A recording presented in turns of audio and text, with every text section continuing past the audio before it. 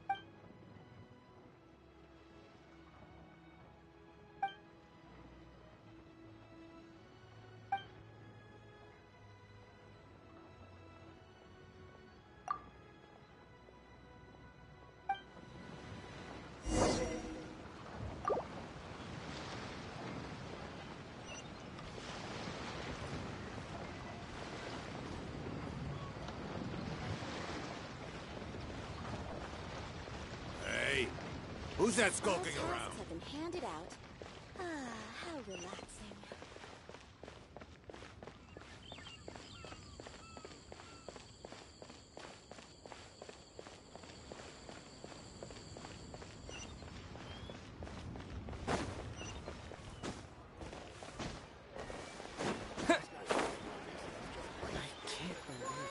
I just like to make people smile.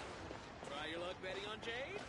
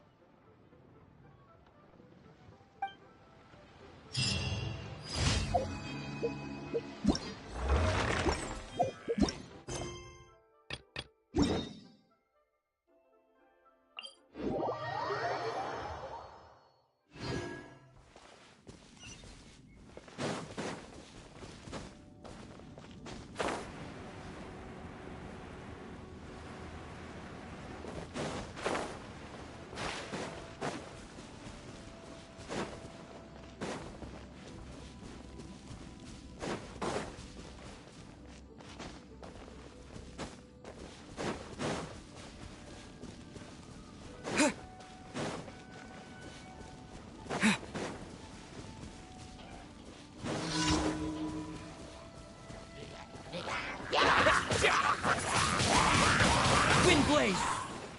Yeah!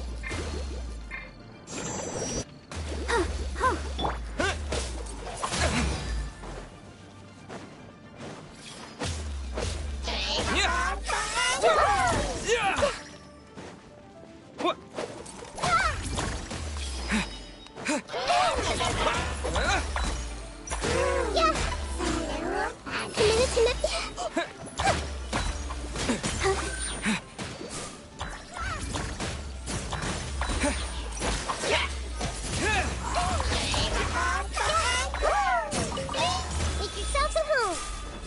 Hey.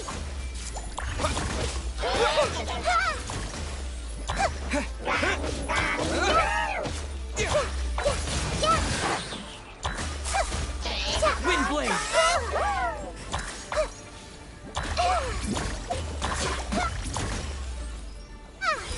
With the wind!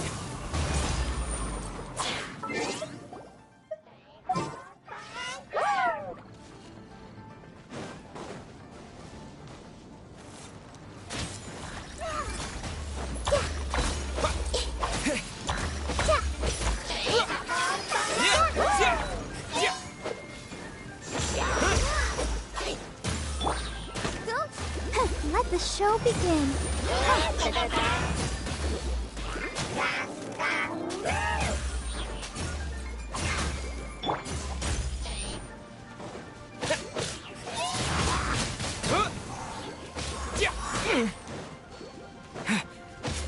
The Temple of Wisdom.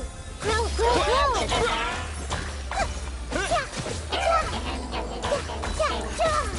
This may hurt a little. Wind blade! Grow, grow, grow.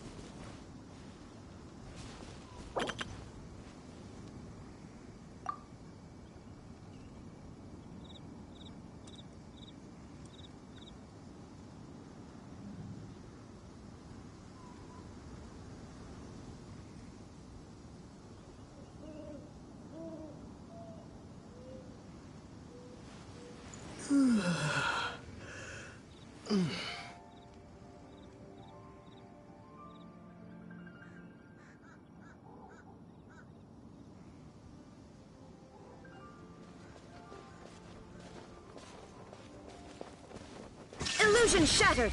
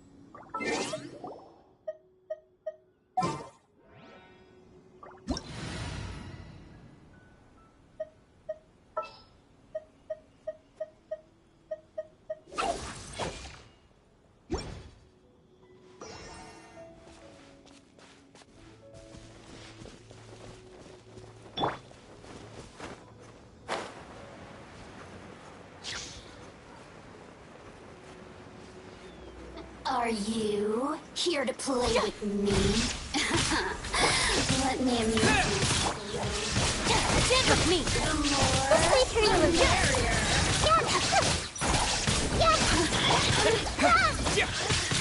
Look at me. Just once.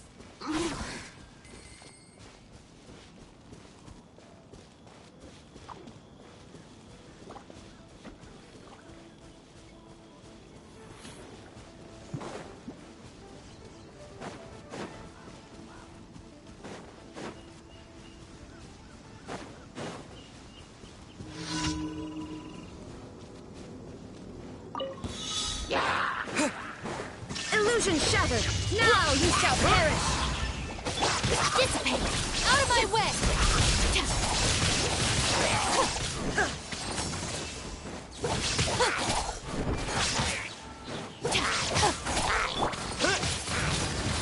Wind blade.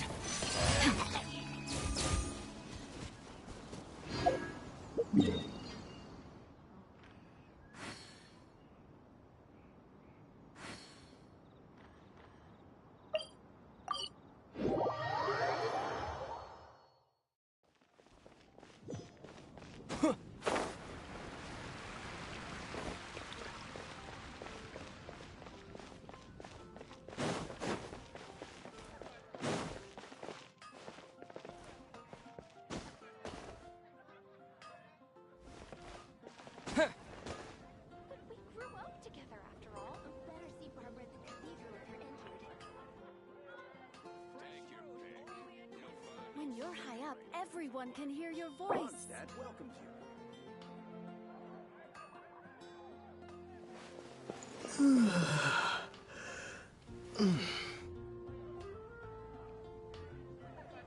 Come take a look, Christ. There will definitely be something that catches your eye. Dandelions? Of course they're flowers. Gosh, all I can think about is Delos. When you're high up, everyone can hear your voice.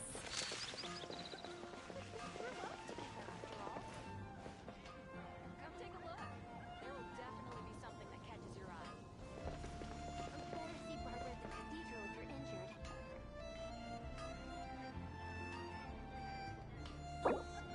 Inactivity serves no purpose whatsoever.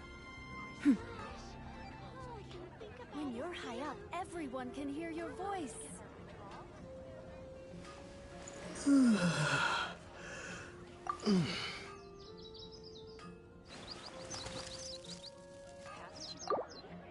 dandelions? Of course they're flowers.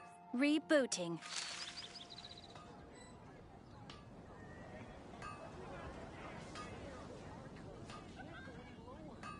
When you're high up, everyone can hear your voice. Disappear!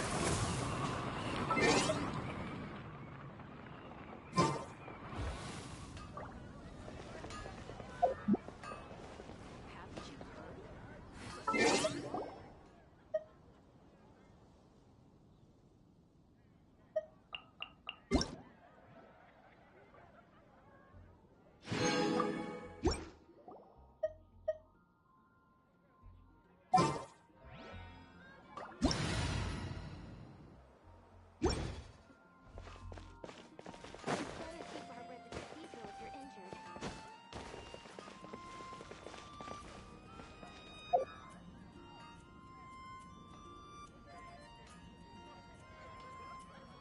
When you're high up, everyone can hear your voice.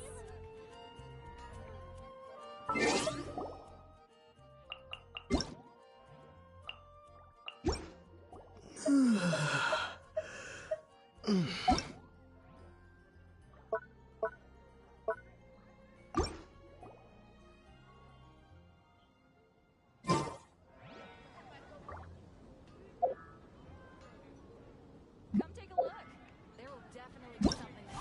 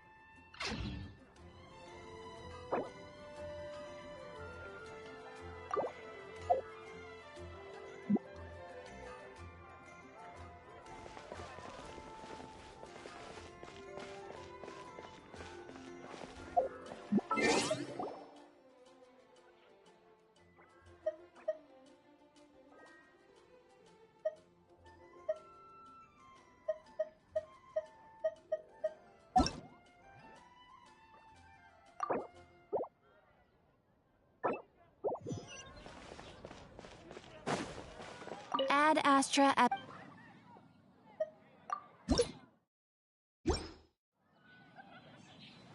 Ad Astra.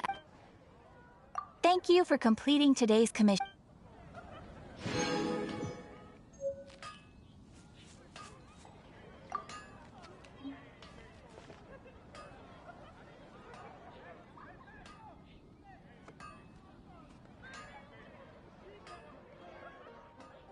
When you're high up, everyone can hear your voice.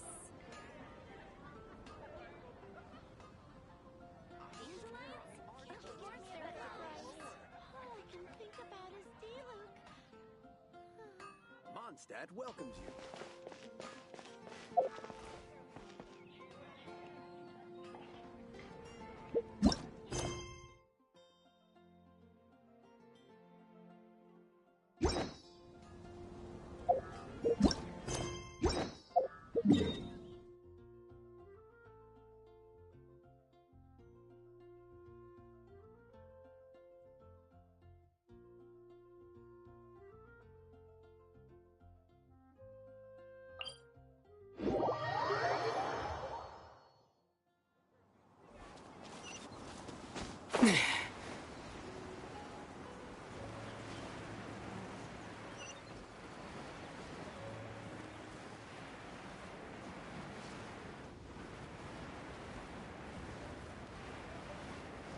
Yeah.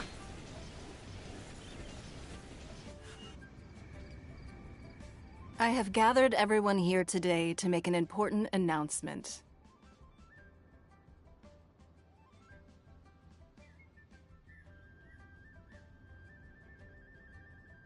Perhaps some of you will have heard the news already. I am, in fact, planning to rebuild the Jade Chamber. Rebuild the Jade Chamber? That's a huge project! So the rumors are true. No wonder the price of building materials has gone up so much lately. The Jade Chamber means a lot to Lady Ningguang. Getting involved in this would be a huge opportunity.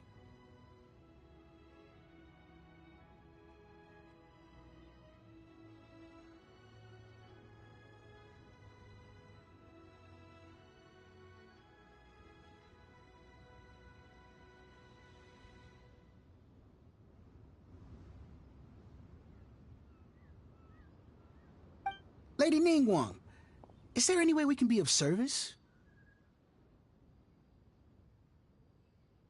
Patience. Since the news made it out a few days ago, I have already had many people contacting me to declare an interest in joining the project.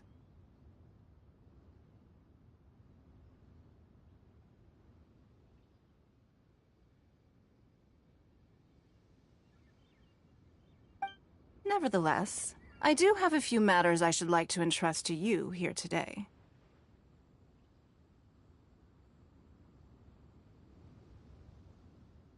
The building site has been chosen, and most of the materials have been assembled. 3 key items are, however, still outstanding. They are as follows: Sunset Vermilionite, Wonder Cores, and Adepti Sigils.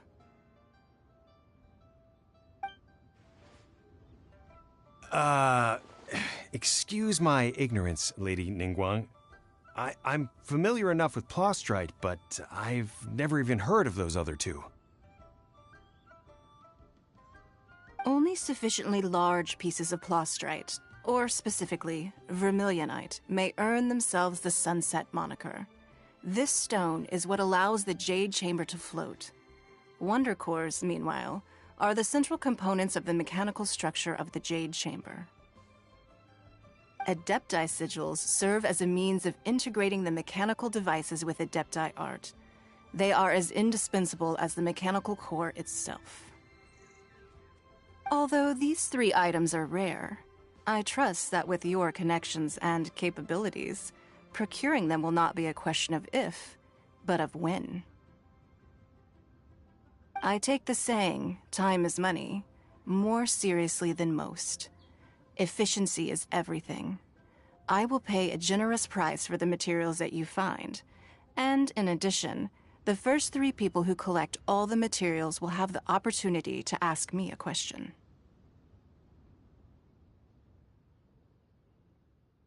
You may ask me anything, and I will give you an honest answer. I trust that this means of compensation will be to everyone's satisfaction. These things won't be easy to get hold of. But if it means a chance to get some inside information on Liyuet Harbor's development plan for next year... Then it's the deal of a lifetime. Information from Lady Ningguang is priceless. Whoever gets to it first takes the market. Haha, what a coincidence. I won't divulge too much, but I heard some murmurings about some plastrite just the other day. So excuse me all, but, I have some business to do.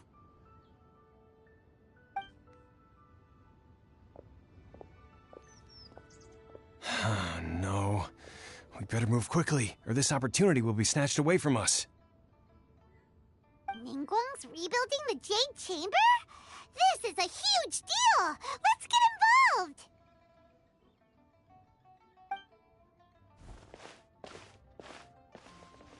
So you heard my announcement, did you? What do you think? Interested? Yes. Providing the question pertains to something I am knowledgeable about. Really? Ooh, then Paimon will ask you about how to run a business! Then we'll never be short of Mora ever again. Of course. But how much information I share with you will depend on your performance.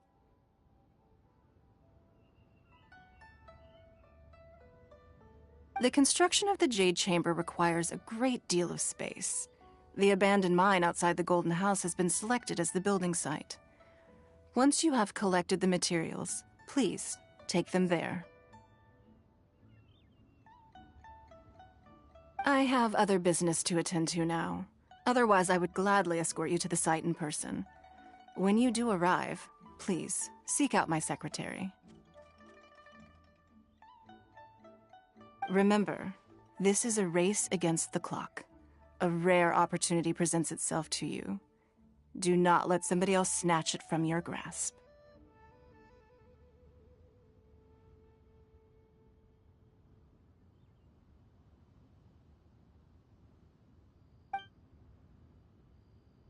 Ningguang seems super busy.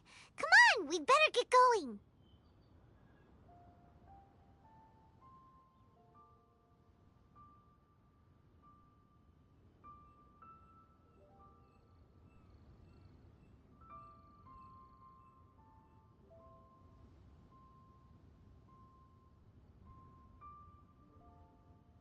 First, we gotta get out of Eugene Terrace. Huh? Look! It seems like there's something kind of fishy going on over there. Ma'am, you seem like an eminent and distinguished young lady to me. I can see that you're easily gonna win this procurement contest Lady Ningguang has set up.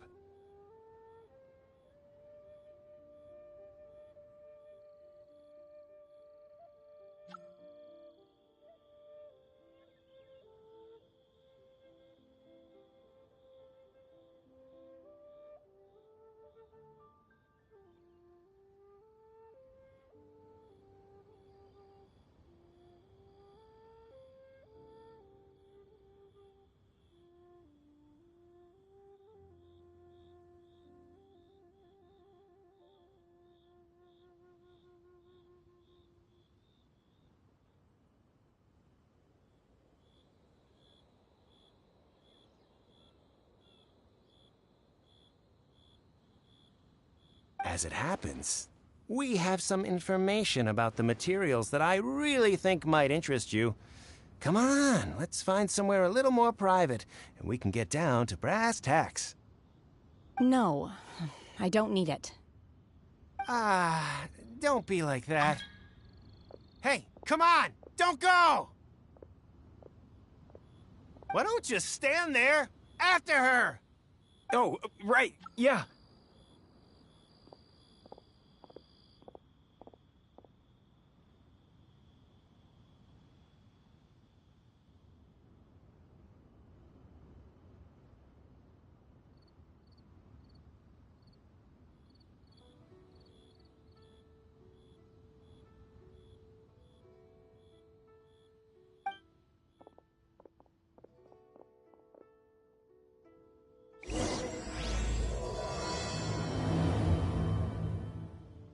Did you hear that?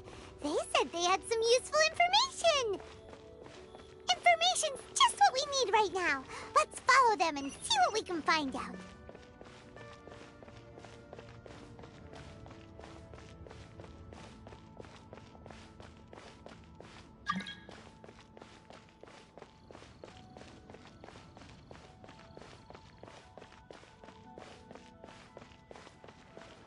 Huh, they're not here.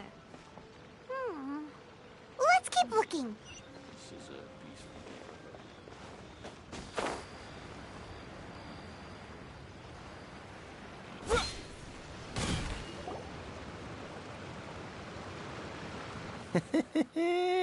Well, will you look at that, ma'am? Nowhere left to run. Don't worry, we're not bad guys. You give us some mora, we give you a little info. Everybody's a winner. Boss, I got a bad feeling about this. Look at her, the white hair, the energy she gives off. I'm telling you, there's something different about her. So what? She's loaded. How are we ever going to repay those gambling debts if we just let money walk away from us, huh? I've already told you, I don't need your information. If you still can't grasp that, I'm happy to repeat it in a way that won't be so easy to forget. Come on, ma'am. You seem like an intelligent lady. I shouldn't have to spell this out to you. It's not about whether you need the info or not, okay? It's about you taking out your money and handing it over and nobody getting hurt. I won't... No more excuses! I know you have money. I saw you. Yeah, I saw you. Strolling into Leo Lee Pavilion, ordering a table full of food, and only taking a few bites. Then Shinyue Kiosk, then Wanmin Restaurant. Same story each time. You order all the signature dishes, take a few bites, then you're on your way again. How could you afford to be so wasteful if you weren't from a rich family? And since you're so rich, what's the loss to you in giving us a little spare change, huh? Master warned me not to lay a hand on anyone in Liyue Harbor. But here we are. Perhaps... yes. Let's call it fate. Boss, I'm telling you, something's not right. What are you afraid of? We're just selling information. It's not illegal. If she lays a finger on us, all the better. We'll sue her for everything she's worth. Oh, you again. The Millilith. What are the Millilith doing here? Did you do this? You ought to mind your own business. I swear! Silence! How dare you threaten innocent civilians? You're coming with us.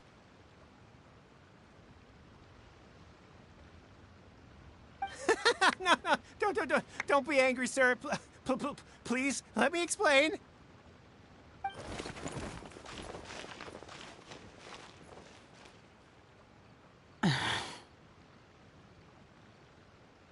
Shenhe.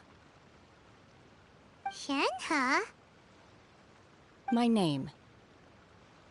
Oh, so you're Paimon's name is, well, Paimon. And this is Paimon's travel buddy. Oh, I've heard about you two before. Thank you for helping to defuse the situation. I could have dealt with it myself, though. I suspect smashing his head against the ground a handful of times is all it would have taken to get him to surrender. You can't do that. That's way too violent. This is Liyue Harbor.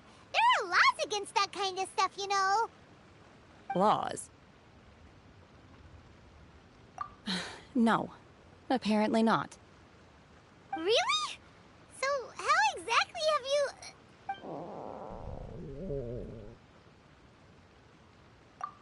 That would be my stomach growling. I haven't eaten enough. She's so honest. Wait, that's right. They said you went around all the restaurants ordering this and that and the other, but only took a small bite of each dish. Then of course you're still hungry. So, anything in particular you're hungry for? Chingson, glaze lily, violet grass. These are my usuals. Medicinal herbs? Kinda hard to explain. Anyway, Boo Boo Pharmacy's not far away. Let's take Shenhe there for a big medicinal meal. After all, you can't work on an empty stomach.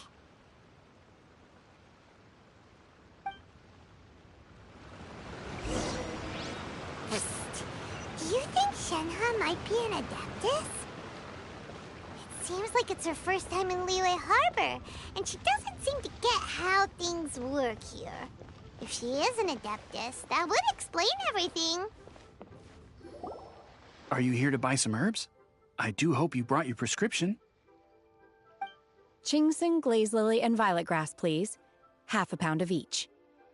What kind of prescription is this? Sounds more like a lunch order. Oh, here you go. That's everything we have in stock. Thank you. She's really eating them!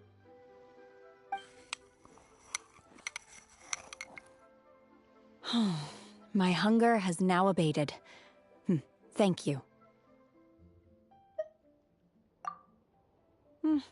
Rather awful. Though they were not completely devoid of sweet fragrance, after consuming a large quantity of them, bitterness is all that remains.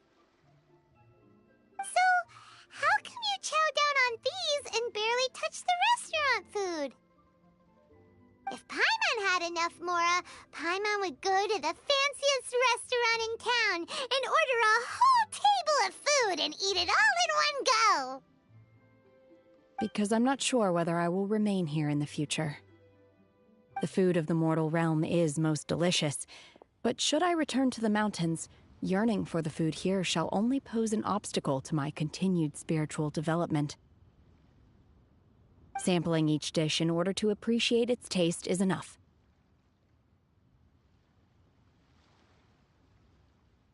Return to the mountains. That proves it. Paimon knew she was an Adeptus. Enough about me. What are your plans from here? Oh, right! Paimon almost forgot! We came out to take part in the Rebuild the Jade Chamber competition! And now we're probably super behind because we've been held up for so long. I see. I heard something about the contest when I was passing by. Yep! You get to ask Ningguang any question you want if you win! Were you interested in the contest too, Shenhe?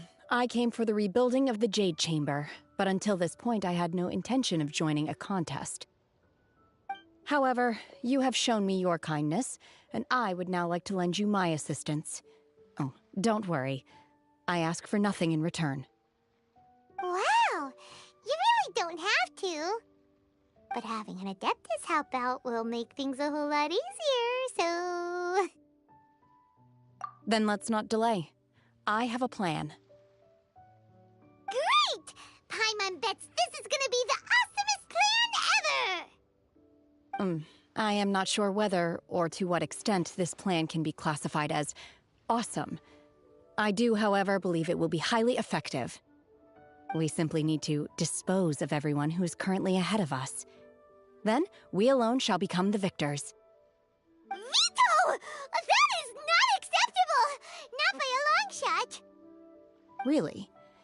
But I hear that competition is in essence about conflict and one-upmanship. Look, we want to win this competition fair and square, okay? Sunset Vermilionite, Wonder Cores, and Adepti Sigils. Let's start at the top of the list and work down. So, for Plostrite... I was wondering who I could hear arguing over there. So, it's you. Baiju? What are you doing out here? Lady Ningguang wishes to purchase a large batch of wound dressing. We're running low at the store, so I came out to fetch the ingredients personally. Huh? How come Lady Ningguang needs so much wound dressing all of a sudden? I'm not too sure. I did hear she's looking to rebuild the Jade Chamber. Maybe for its first aid on site? I didn't ask, though. Far be it from me to pry into my customers' personal affairs. Oh, and she also borrowed Chi-Chi. Meaning Boo Boo Pharmacy is very short-handed right now. I don't suppose any of you are looking for part-time work by any chance? No, we've got other stuff to do. While you're here, though, you seem to know a lot. Have you ever heard of something called Sunset Vermilionite? Ah, the variety of plostrite used in the Jade Chamber, yes? There is some mention of it in the Seven Mountain Treatises. When activated, Sunset Vermilionite rises up all the way into the clouds. It's very rare indeed.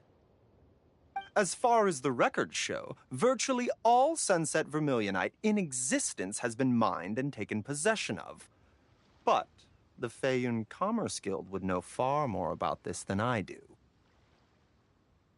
Okay then, let's go ask at the Feiyun Commerce Guild. Thanks, Baiju. You're quite welcome. Good luck to you all. And if there's anything further you need from me, just come to the Boo Boo Pharmacy.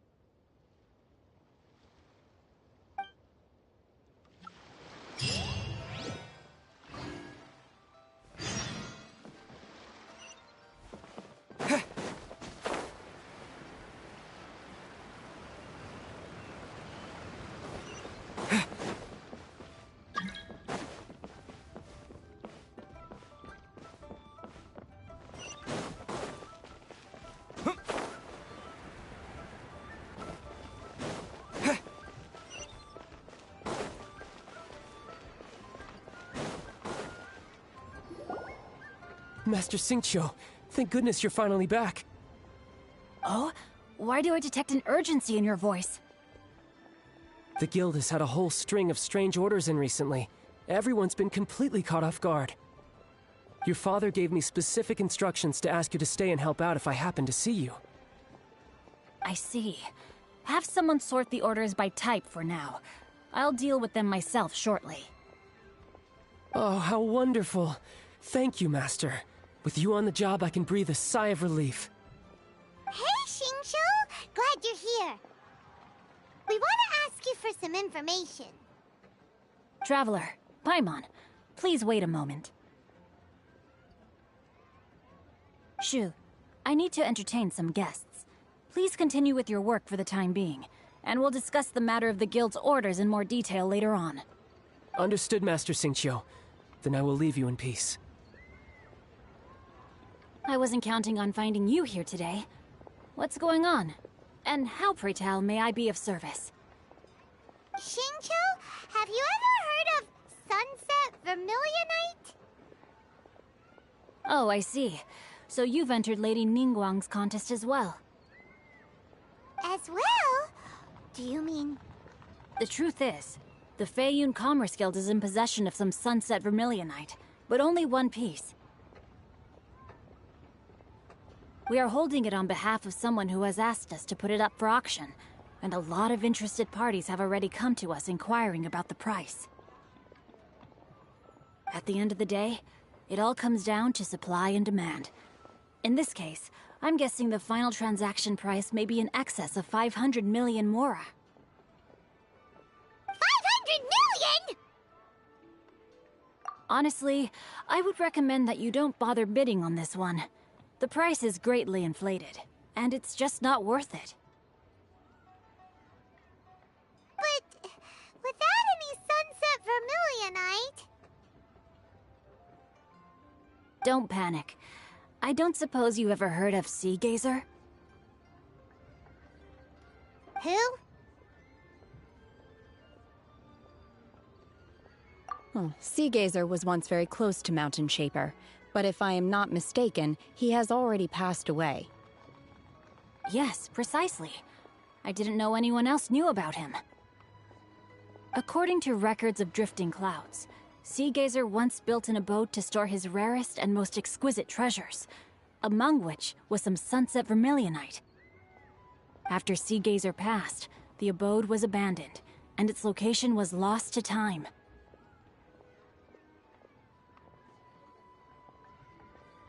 Luckily, I came into possession of a stack of folk history books just recently. They make some oblique references to this lost abode, and after cross-referencing them against each other, I'm now fairly certain that it is situated in the Lisha area. That's great! But is it really okay for us to just go and take his treasure?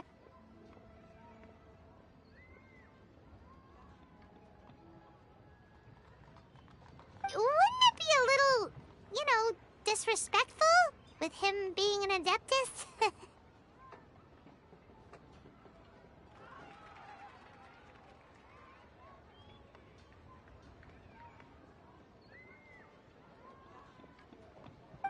You needn't worry. As far as I understand, Sea Gazer was very open-minded. Even while he was alive, he wouldn't have let something like this bother him. Open-minded? I have not heard of Sea Gazer being described in this way before. May I ask where you read that? Just a rumor I heard out in the mountains. All right then, let's go.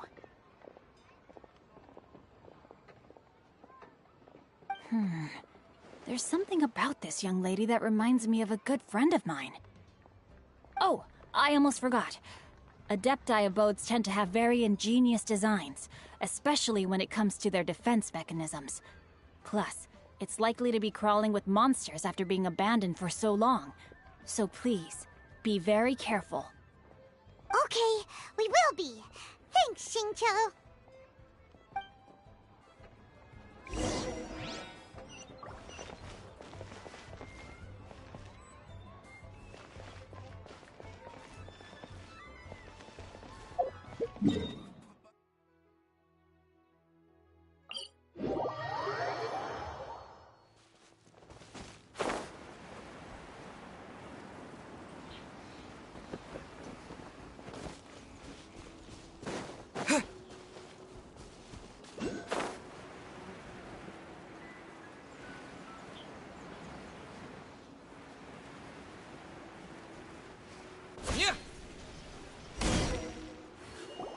Let's see.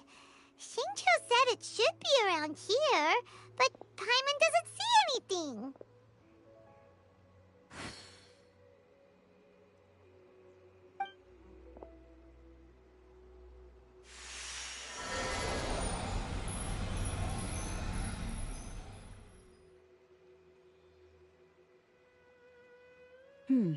This place was hidden using a special Adepti art.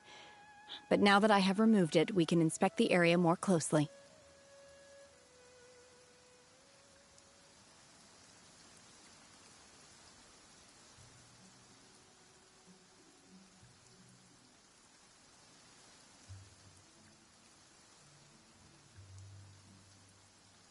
Wow, that's amazing!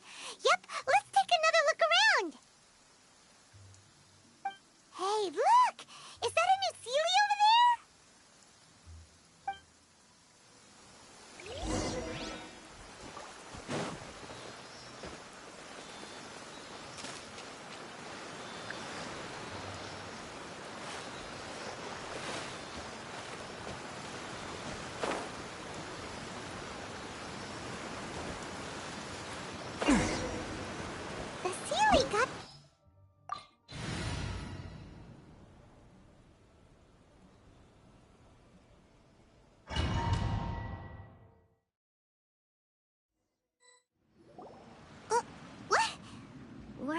a waterfall just now?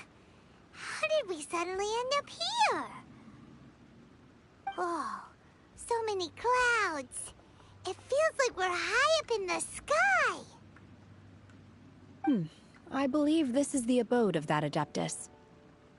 With any luck, the sunset Vermilionite we're looking for should be in here. Really? Let Paimon see! Huh? Isn't that the Sealy from before? Look, it's gone and snuck beneath the clouds. And now that Paimon takes a closer look, the rocks and trees here don't seem complete. Oh, could there be something below the clouds? These are not real clouds. They are the product of an Adepti art used for spatial partitioning. If we want to go down, we must first destroy the mechanism that is maintaining the Adepti art. All right, then let's do it. I sense the presence of monsters in this place. I don't know where they are hiding, so we'd better be careful.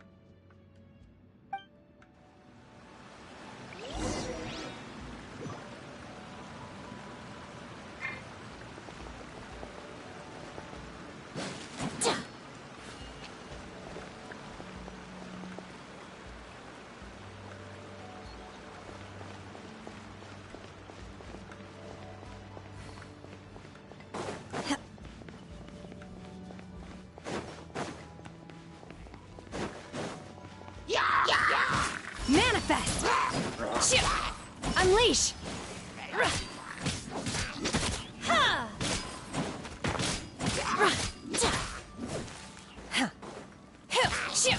Shoot!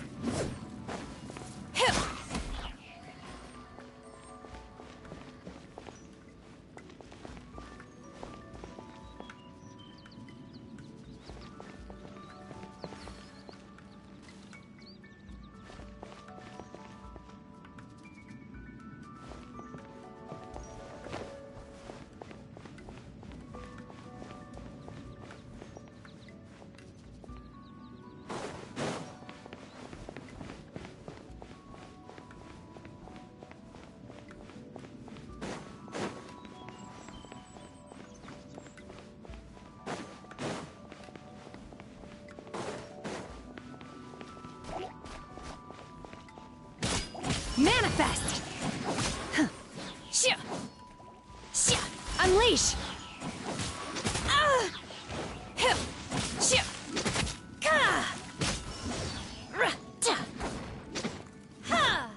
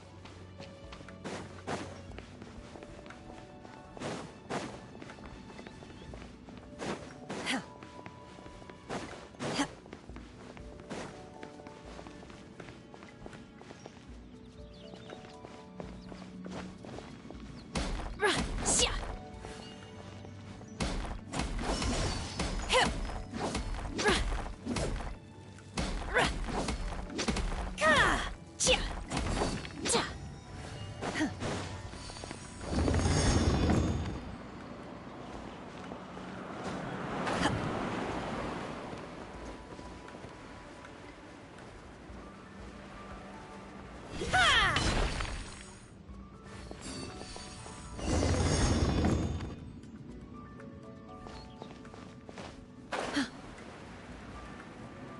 It appears that we've been taken for intruders. This time, why not allow me to take care of this?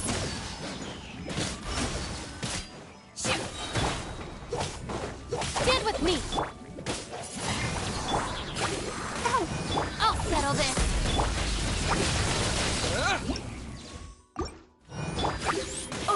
Unleash!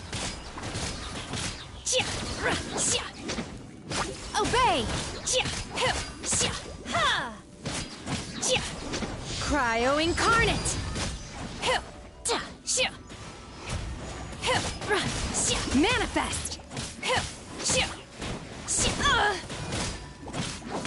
Ready, steady, go! No one escapes my... I'll protect! Unleash!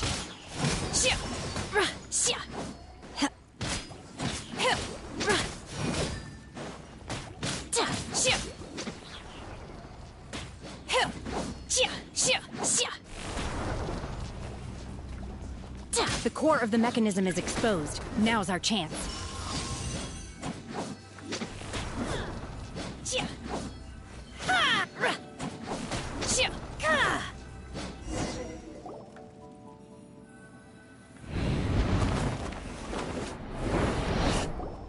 Whoa! We're gonna fall! No escape from me. Is everyone okay? Look! Cecilia disappeared beneath the clouds again! It looks like we need to go further down. But before that, let's destroy the guard mechanisms on this level first.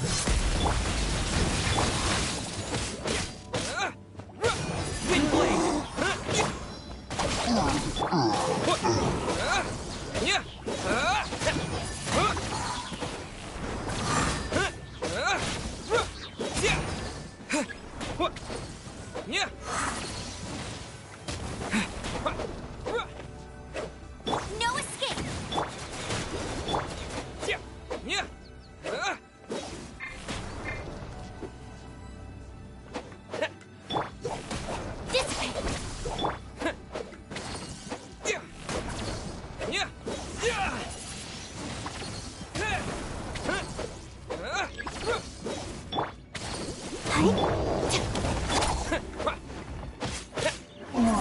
Windblade! Disappear!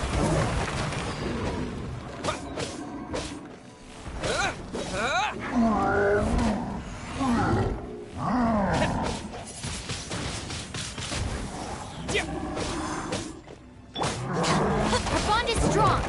I'll protect us.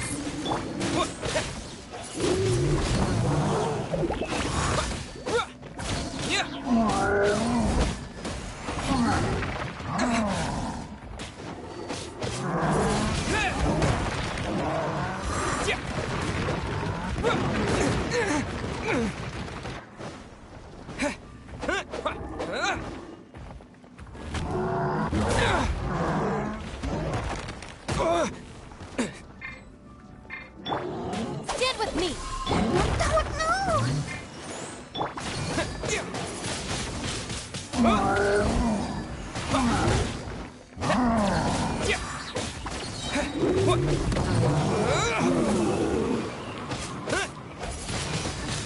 Windblade! Lightning, terrible!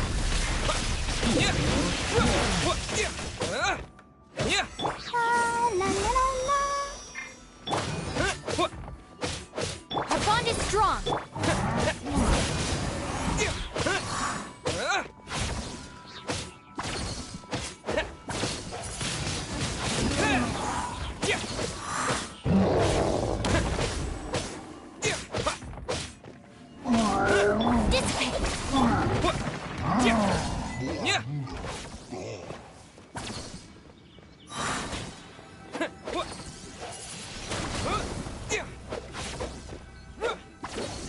Disappear!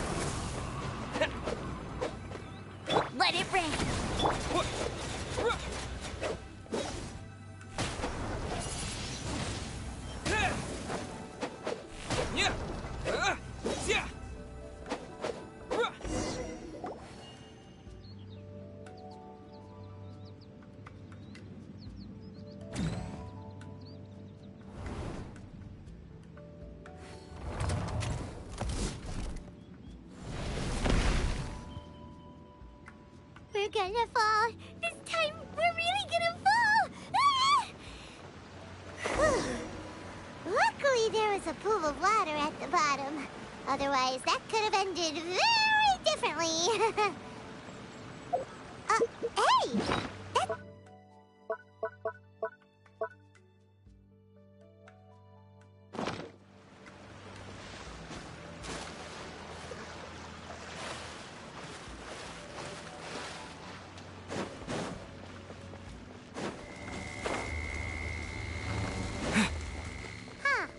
Something looks different about this stone wall.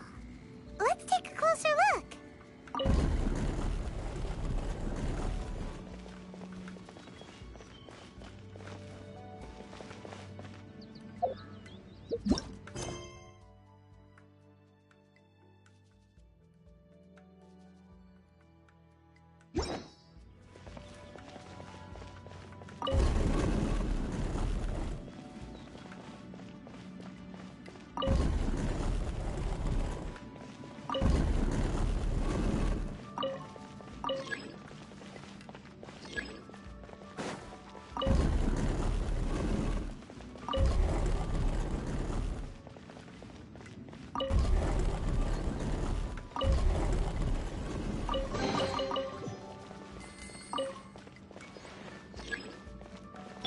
Our bond is strong.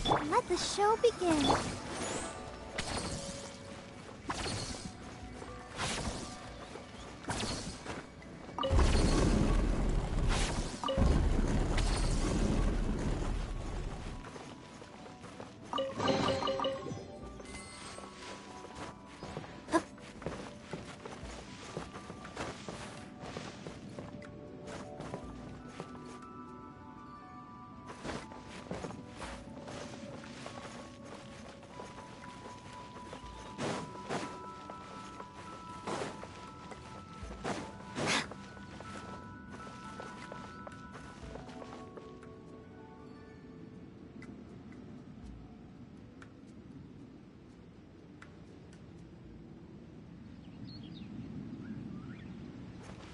Stand with me.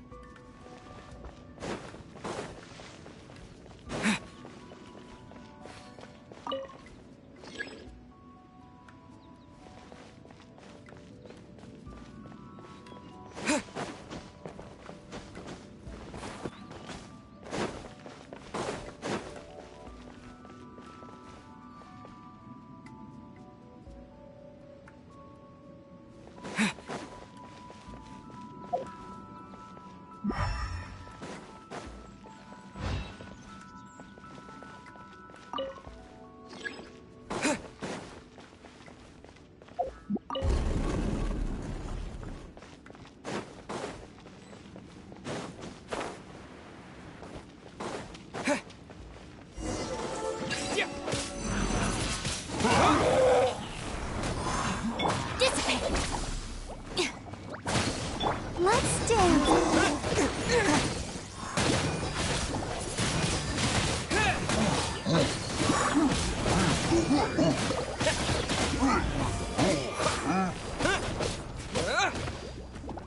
Come on, we can do it. Stand with me!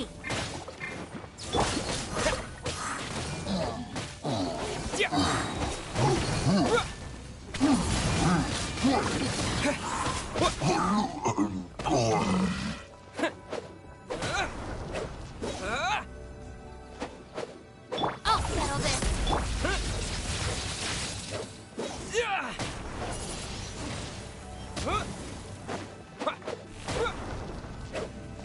With the wind!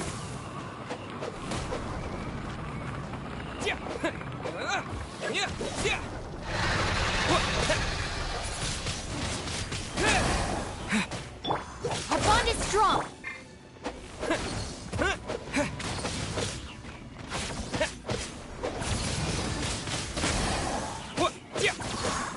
No escape.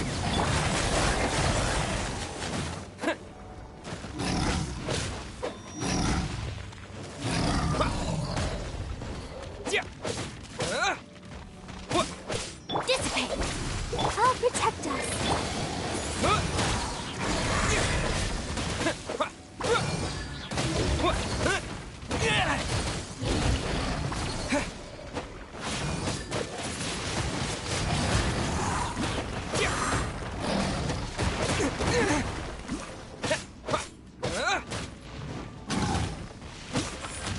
Wind blade!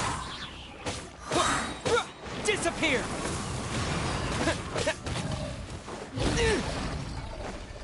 Stand with me! Let the show begin.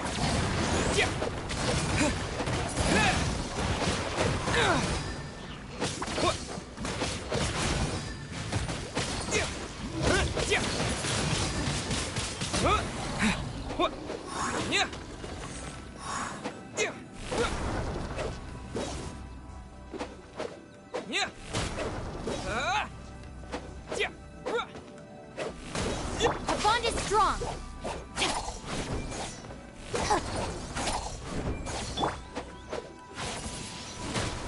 Wind blade!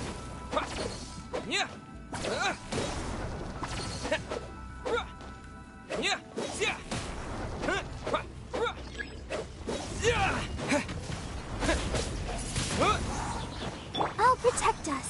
Stand with me!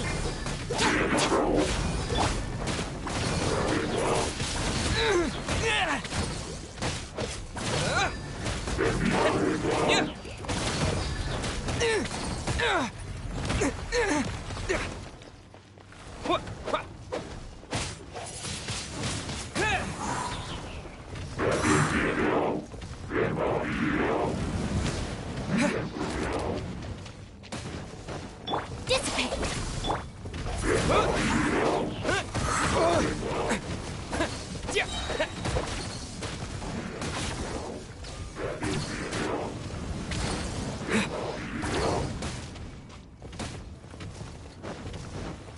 Lightning purified!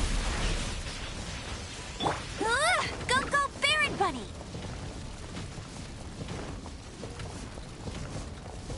Not so hard! Let it rain.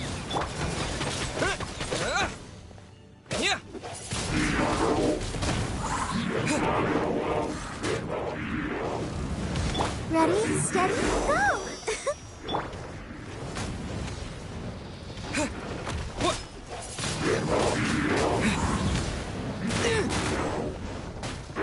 Our bond is strong!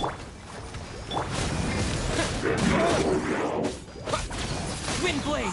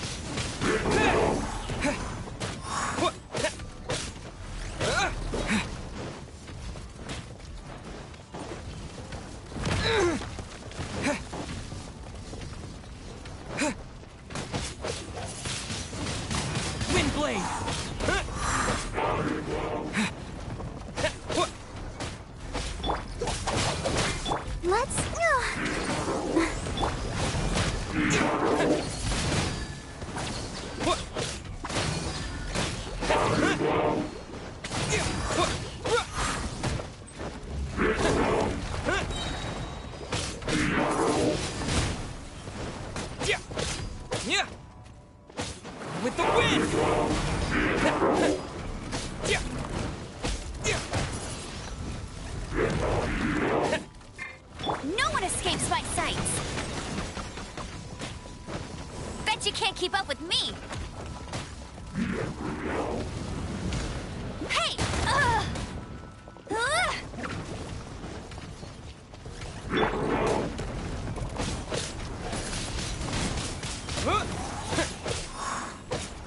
Stand with me! I'll settle this!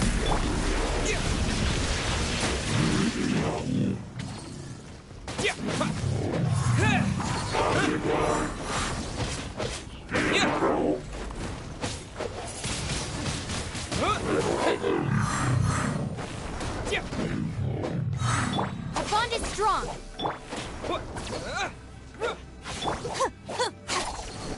I'll protect us.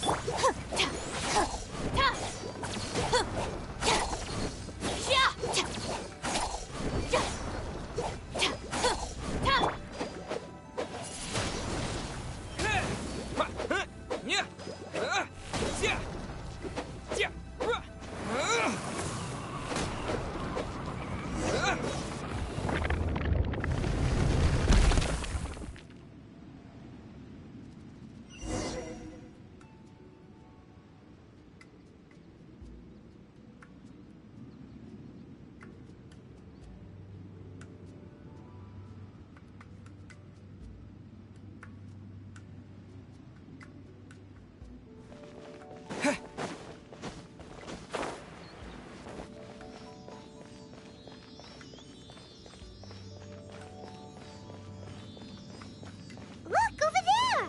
Could that be the sunset vermilionite?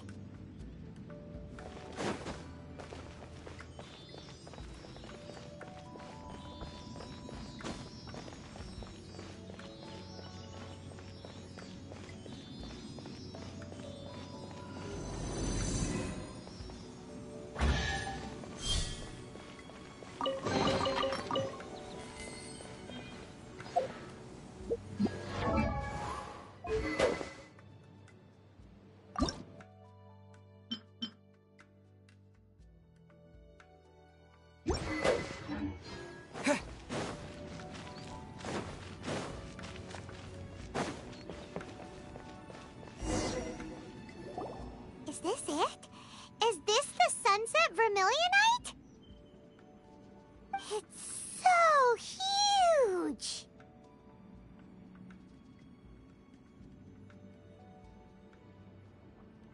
That's true, but then again, why isn't it floating?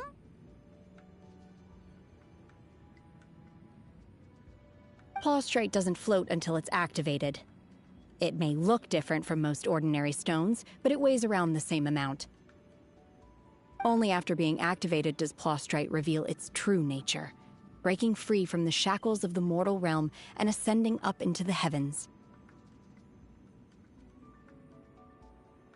Wow, Shenhe, you seem to know everything about this.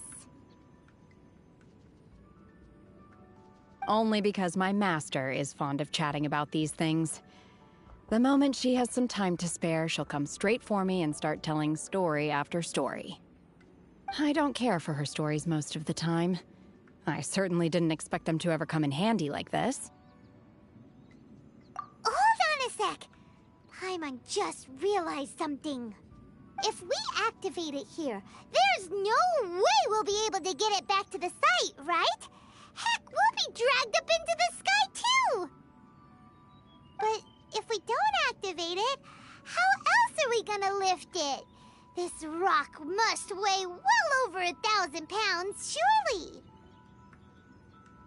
Don't worry. I can handle the weight quite easily. Are you sure? Be careful! Please don't worry.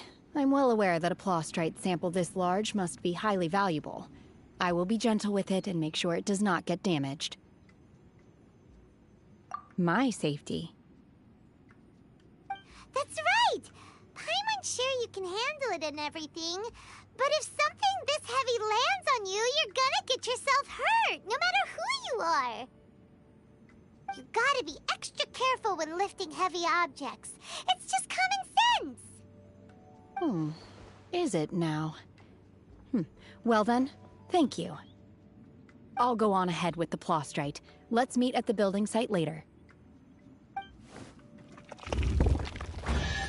How is Shenhe able to carry that huge rock all by herself? We can't slow down yet. Let's go meet her at the building site.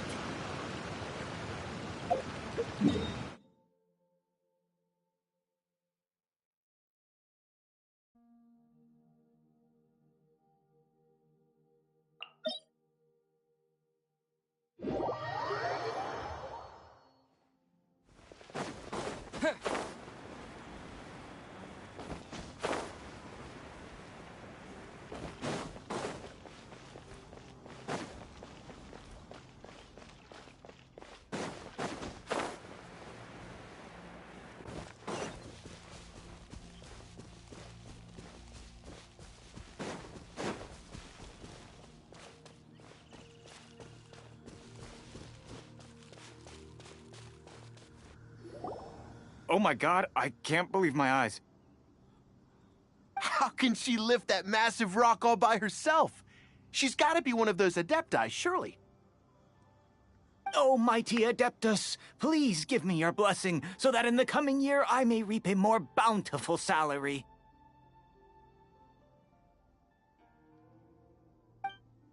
This is top tier in size and quality, and the condition it's in is quite simply immaculate. Congratulations! This item is approved for submission. I'm going to award you full marks for the Sunset Vermilionite item. May I take your name? My name isn't important. I'm not even here to compete. I was just delivering this for some other people. They should be here any minute now. Shenhe and Ningguang's little helper. Ah, so you're the ones behind this. No wonder. The rarest talent turns in the rarest Plostrite specimen. But I have to correct you on one point. It's not helper, it's secretary. Okay then, Miss Secretary, what do you think of the rock we found? Pretty amazing, right? In truth, it is the finest piece of Plostrite we have received so far. If everything goes according to plan, we will use this piece in the foundation of the Jade Chamber, which will enable us to proceed to the next stage of construction. As a side note, Lady Ningguang has rented some dwellings in the nearby area to serve as accommodations for the contestants. If you need a place to rest, you are welcome to stay there. Now, please excuse me. As you can see, there is still a lot of work to do on the building site. Shenhe! Shenhe! Just now on the way over, pretty much everyone was singing your praises! Oh, really? What kind of reaction is that? So strange. Aren't you happy about it? Whenever Paimon gets praised, Paimon can't help but hold their head up high and break into a big smug smile. I've had similar compliments before. They call me an Adeptus, treat me with great deference and respect, as if I'm set apart from the common folk. Yeah, 'cause that's how Adepti are. At least the ones we've met are pretty unique and reclusive, too. Way different than normal people. But I am not... Shenhe? I'm fine. I've been exerting myself quite a lot ever since we set foot in that abode. I'm just a little fatigued. Well, Byron said that there are some makeshift hotels we can use, right? Let's go check in and take a rest.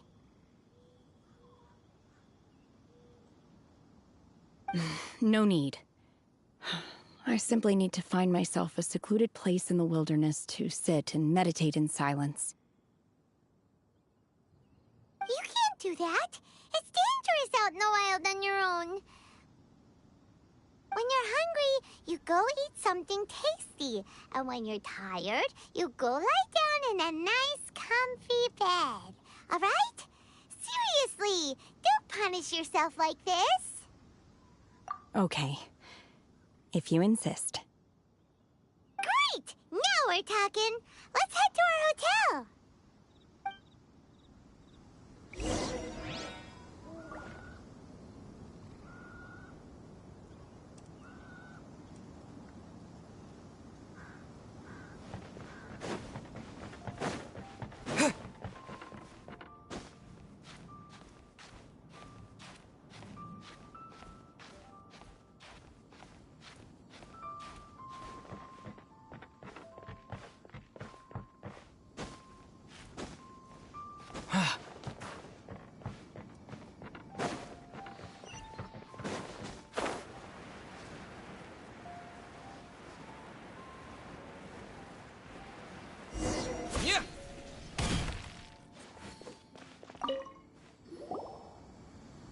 Hi there. Checking in, are we? You're just in time. We only have 2 rooms left. Since this was chosen as the building site for the new Jade Chamber, we've had a constant stream of people in this area. And not just workers either. Visitors, business people, tea sellers, all sorts. So, business is booming for me today. Very few vacancies. You're lucky you got here when you did. Great! One of your rooms is still being cleaned. I guess it should be ready within the hour. The other room is just through the door on the left. Here are your keys. All right. Hope you enjoy your stay. Please excuse me, I'll leave you to it. Shenhe, you should go get some rest. We'll hang around outside until the other room's ready. Paimon's gonna go see if there's anything good to eat around here. Paimon couldn't help but notice one of the guests walk in with a huge grilled chicken drumstick before. Let's buy one for Shenhe too. She can have it as a midnight snack. Or save it for breakfast tomorrow. All right. I will head to my room for now. If you need anything, don't hesitate to disturb me. I'm a light sleeper. I will hear if you knock on the door. See you tomorrow. Hey! Isn't that Cloud Retainer? What's she doing here? Let's go and say hi.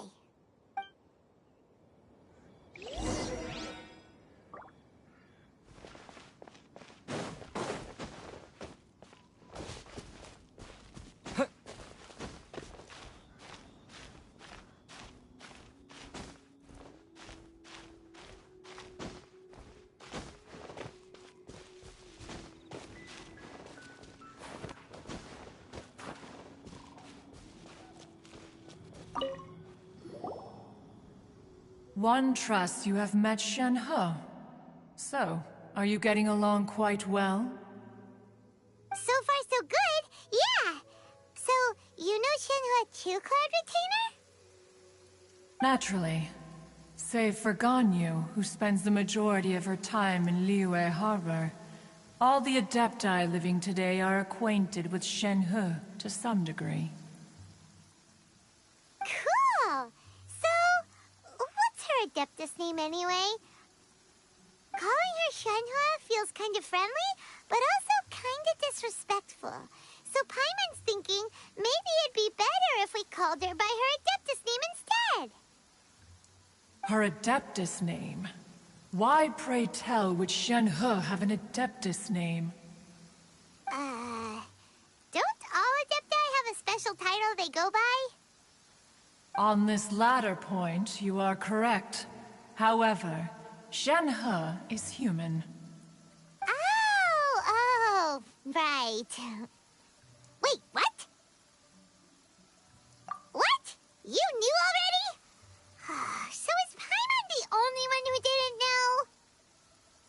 Do you mean to say that she presents differently from ordinary human beings?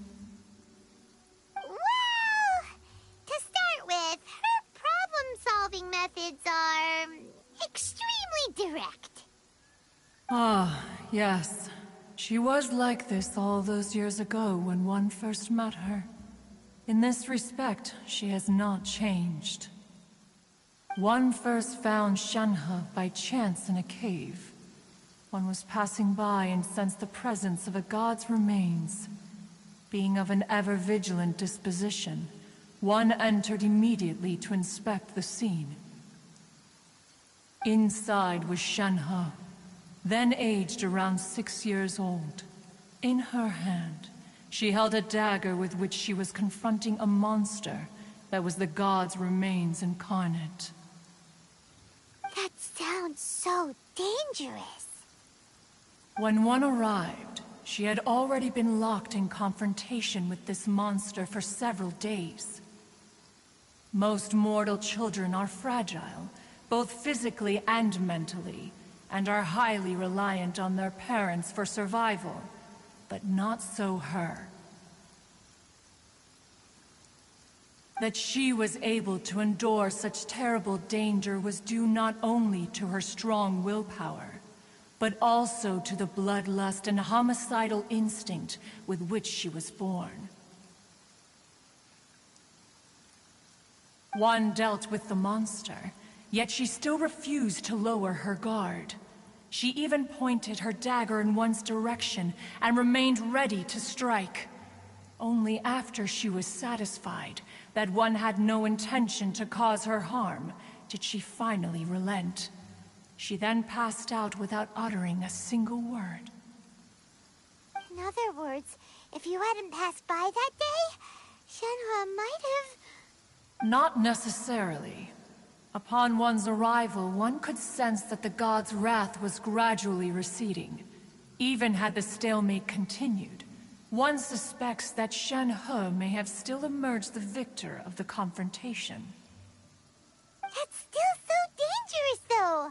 Why was a tiny little kid battling against the wrath of a god in the first place? Alas, the mortal world is rife with suffering of every kind, and she had experienced her fair share of this, even at a tender age.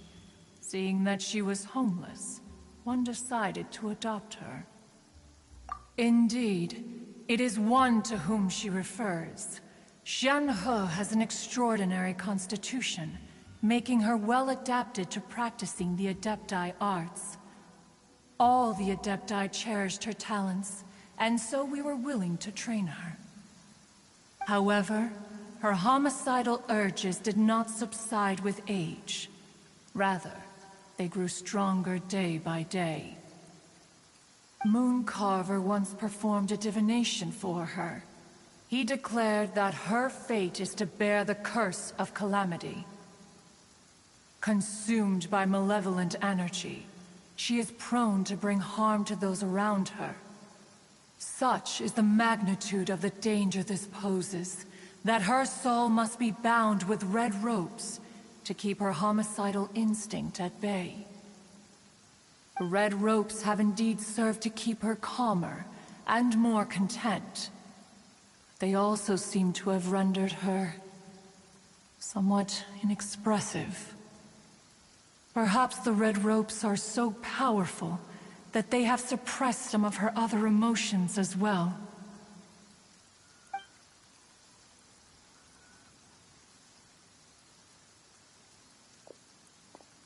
It is only by fate that people's paths may cross.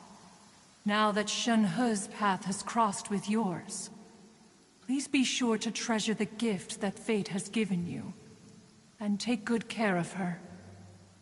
Oh, now Paimon gets it. You came out here to check up on Shenhe because you were worried about her, didn't you? Huh. You dare draw such a facile conclusion on the nature of one's present excursion? Incorrect. The truth is that while Liyue Harbor may seem peaceful today, danger is always lurking in the shadows. Ningguang once made a bold assertion that this is to be the era of the contract between Liyue and the humans. Well, one is most curious to observe how she will respond to the coming storm. If she handles it admirably, one is willing to be a witness to her achievements. But if she does not, the Adepti shall not hesitate to seize control. Let us conclude our conversation here for today. One has occupied enough of your time, and night is approaching. Be sure to get ample rest.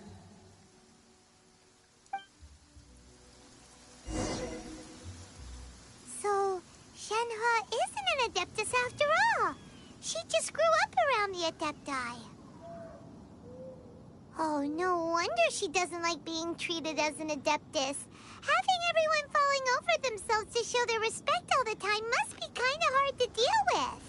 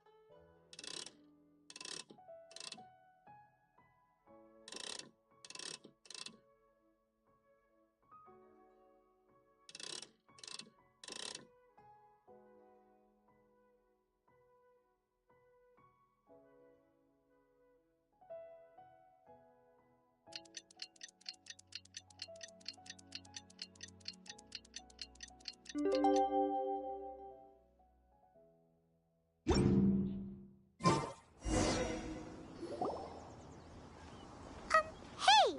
So, Shenhua... Master has relayed my situation to you, I take it. Oh? How did you know? I'd intended to wait until you came back before going to sleep, but I didn't hear you come in. I was worried that something may have happened to you, so I went outside to check and caught sight of my master. On top of this, you have been acting very strangely around me this morning, causing me to suspect that my master must have told you everything about me. After all, Master is... very talkative. Sorry, Shenhua. Paimon had you down as an Adeptus this whole time, but it turns out Paimon was wrong. It's okay. I don't mind. The fault is mine for not explaining everything to you sooner, because in my experience, trying to explain is a futile pursuit. Still, though you mistook me for an Adeptus, you never treated me as distant and unapproachable. Instead, you treated me as you would a friend. For this, I am very grateful indeed. To be fair, we've met our fair share of real Adepti, too. Anyway, now it's settled. From now on, you're our friend. Whether you're an Adeptus or a human isn't the important thing. First and foremost, we're just plain old friends. Got it. Although I don't know quite what it entails in terms of what I have to do, I must say I like the title Friend very much indeed. Great! Well, now that we're all rested up, we should start searching for the other 2 items on the list. But before we do that, let's go to the building site and ask Ningguang's little helper how the progress is going. After all, Sunset Vermilionite is so rare.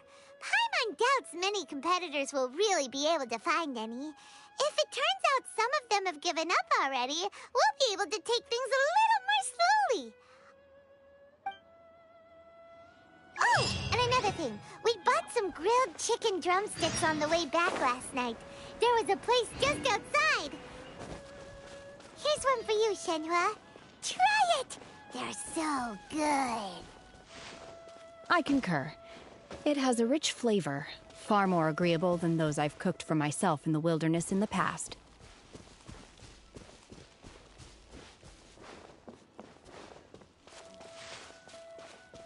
Look! The Jade Chamber is floating into the sky! But it seems to be tied down by something. That's because it's not finished. Hey, Byron! And hey! People Paimon doesn't know?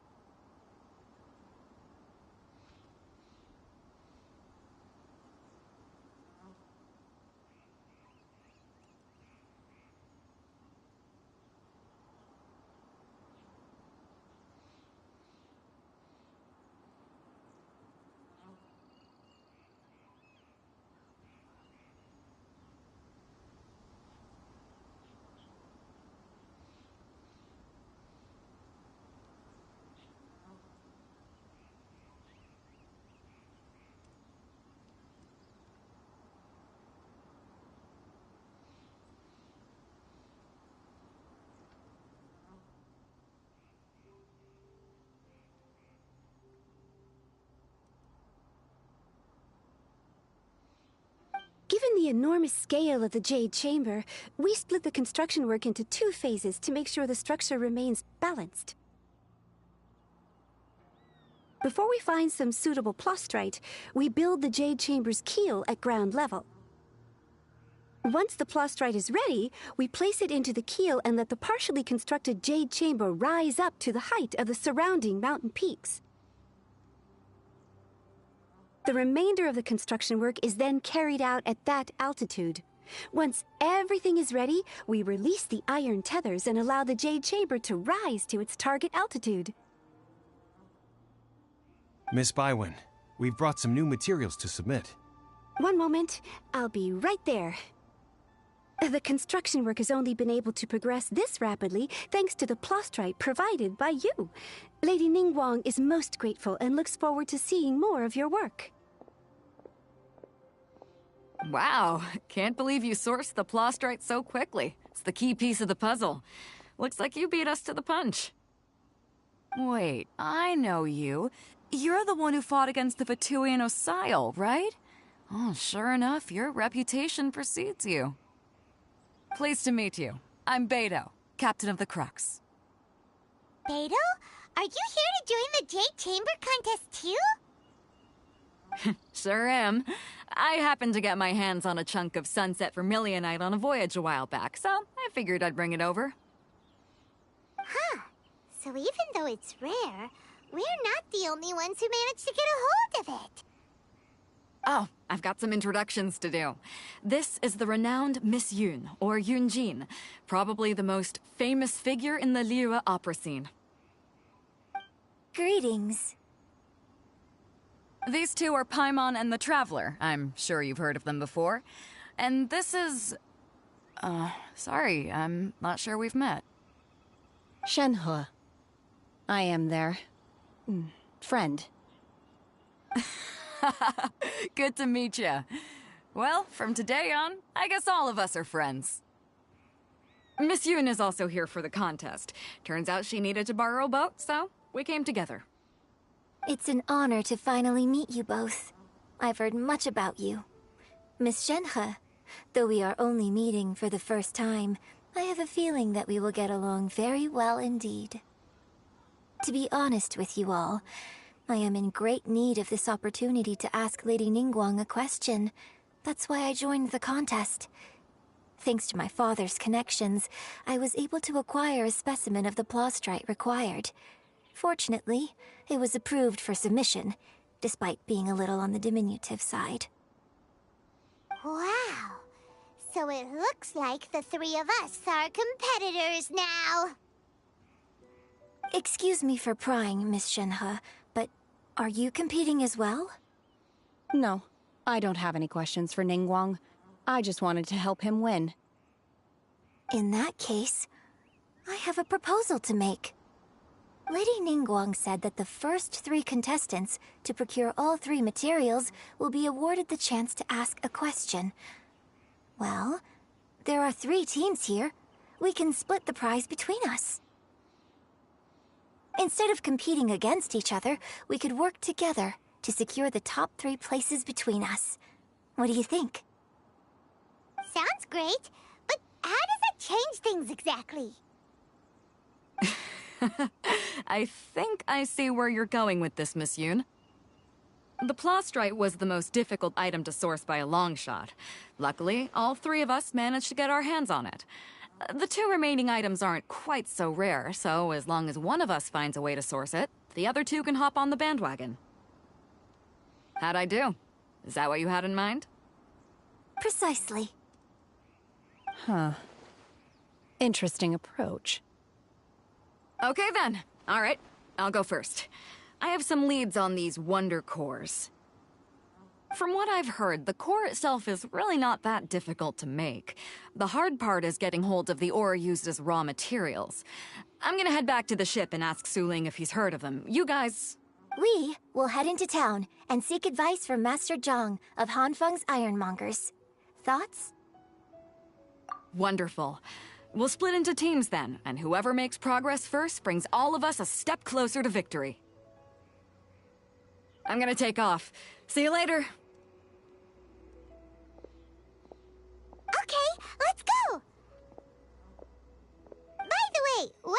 are you gonna ask Ningguang, Yunjin?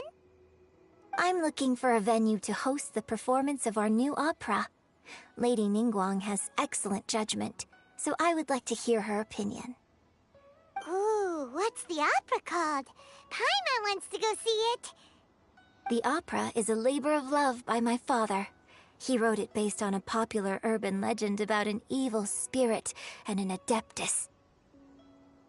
It's called The Divine Damsel of Devastation.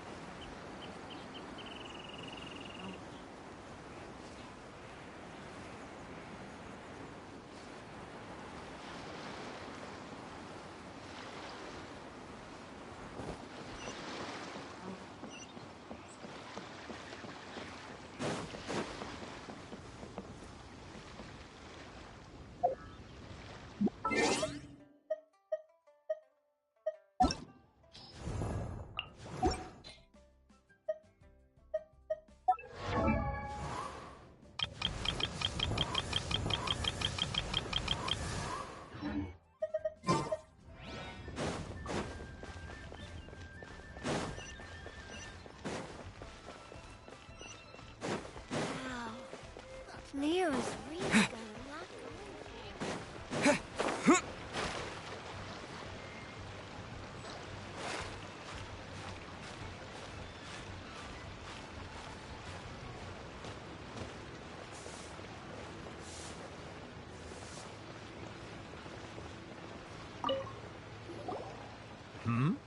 Ah, hello.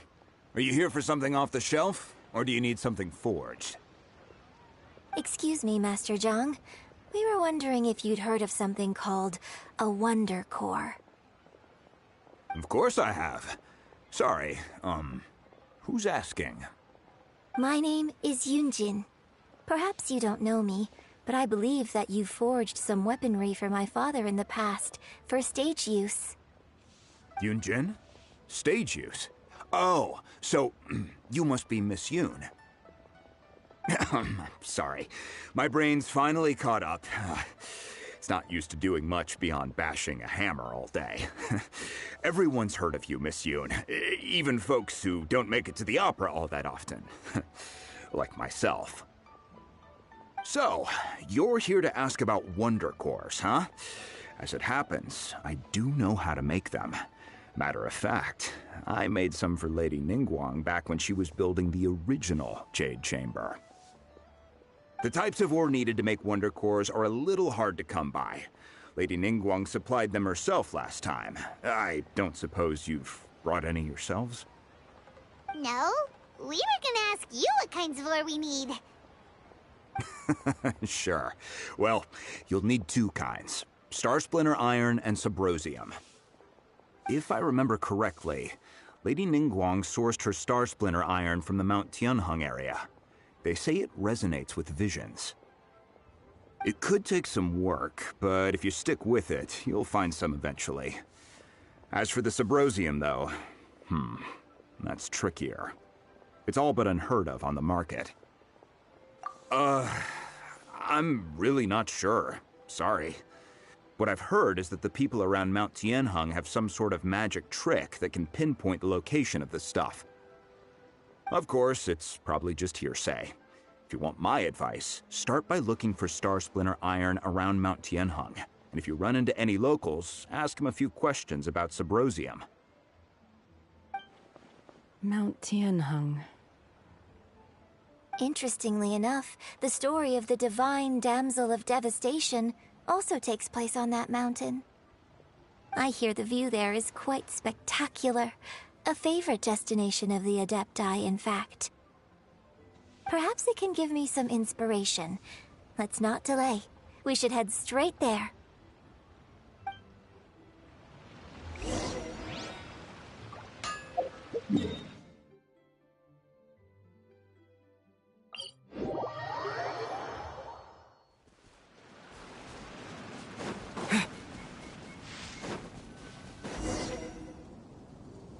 came to Mount Tianeng once with my father as a child.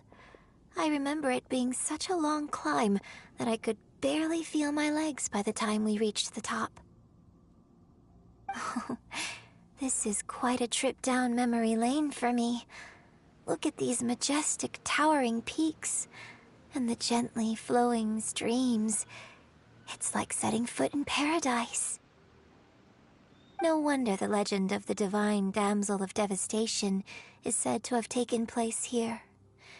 Adepti wander oft where mortals seldom stride. Indeed, this looks like a place that one might expect to be frequented by Adepti.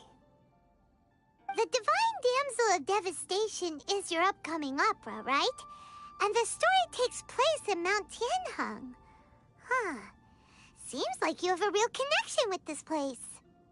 What's the story about, though? It's the story of a girl becoming a hero. Cool. A hero story? They're Paimon's favorite! The legend first arose in this area. It is said that there used to be a prosperous village on the mountain. In that village, there was a loving couple who were completely devoted to one another. One day, a terrifying monster appeared. The wife was out collecting herbs and was captured by the monster. Her husband was so distraught at the news that it broke his spirit and drove him to madness. The vile and vicious monster told the villagers, "If you want to live, you must sacrifice a child to me." What a nasty piece of work! Paimon sure hopes this monster gets put in its place! But the monster was so terrible and so strong that all within the village were terrified of it. They had no choice but to give in to the monster's demand. Just while they were discussing whose child would be given over to the monster, a little girl suddenly stood up and came forward. No! Don't do it, little girl! Unbeknownst to anybody else, she was concealing an exorcist's blade. She approached the monster's lair, feigning fear and trepidation. When she finally arrived, she courageously drew her sword and entered into a fierce struggle with the monster, from which she eventually emerged as the victor.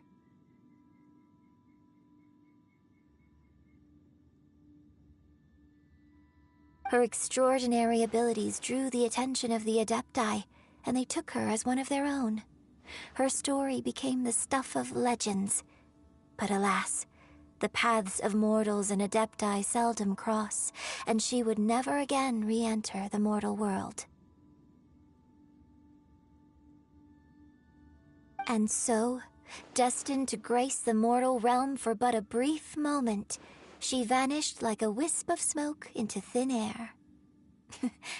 That's how the opera ends. I really like this story. But I personally think that perhaps the little girl was not as brave as the opera makes her out to be. I'm not sure she deserves all the praise she is given. I've never considered that before. Opera is always an interpretation of the events it purports to portray. A certain degree of deviation from the truth is always inevitable.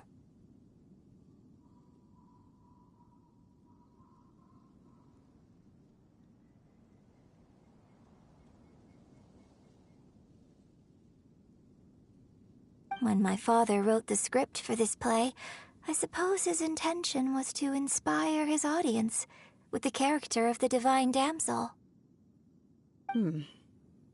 I think it's a great story. The ideal story. Well, it sure inspired Paimon! Let's go get ourselves some Star Splinter Iron! Yeah!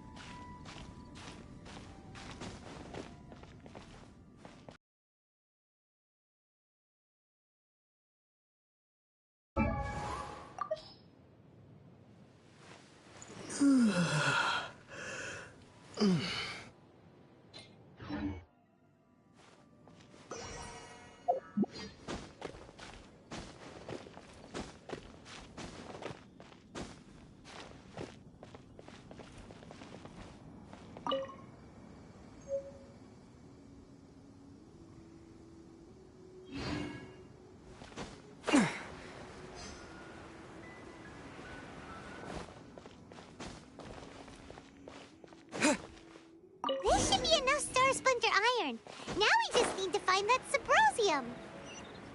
I think I saw a village on our way here. Master Zhang said we should ask the locals for help. Why don't we try there? Hey, there really is someone here. Yunjin, looks like you... something. Ah. Huh. He didn't seem to catch that. Hello, sir. We were just passing by and wanted to ask if you happen to know anything about Subrosium. Is he trying to tell us to look for clues in the village? Well, whatever. Guess we're on our own here. Shenhua, Yunjin, let's have a look around. Sorry, you can go ahead without me. I'd like to have a word with this gentleman. If that's okay with you, Uncle Mingjin. It's... Shenhe. Shenhe. You're alive. The rumors were true. So, all these years? I'm sorry, I don't know how to find Subrosium, but I think you can find some information in the village. This place is deserted now. No one ever comes here, so you can rummage around all you want. Huh? You know this guy, Shenhua? Thank you, kind sir. We'll go and take a look around. Don't worry. Mingjin has no ill intention towards Miss Shenhe. She'll be quite safe. Okay, then let's see what we can find in this village.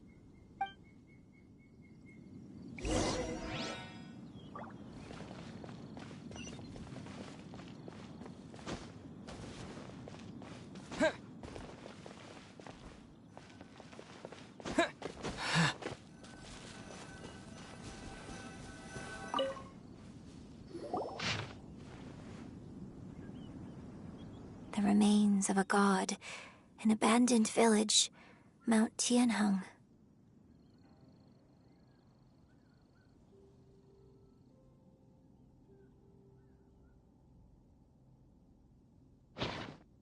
Does this mean that the true story of the divine damsel of devastation happened right here, in this village?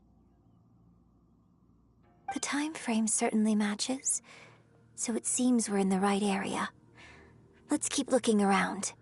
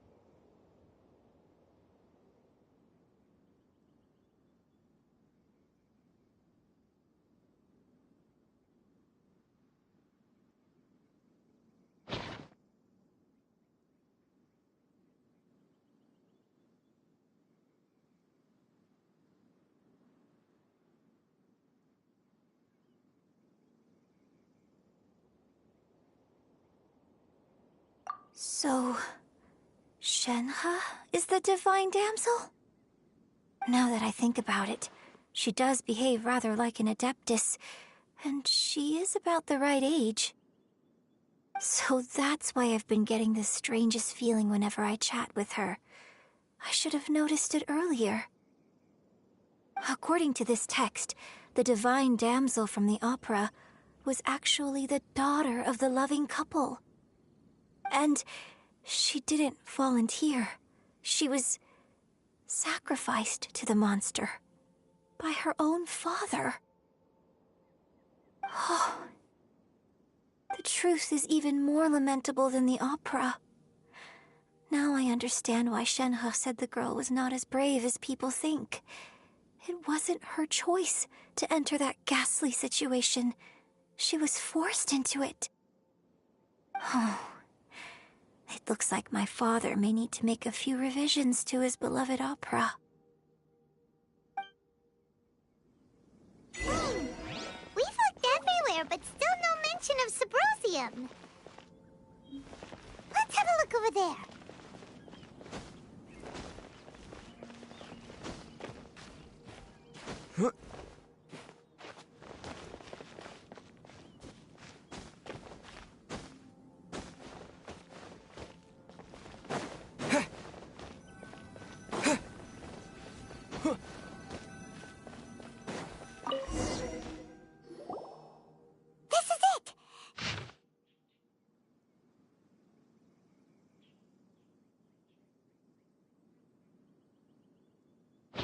So basically, we need to go to the middle of the lake south of Mount Tianheng at dusk, and we'll find us some Symposium.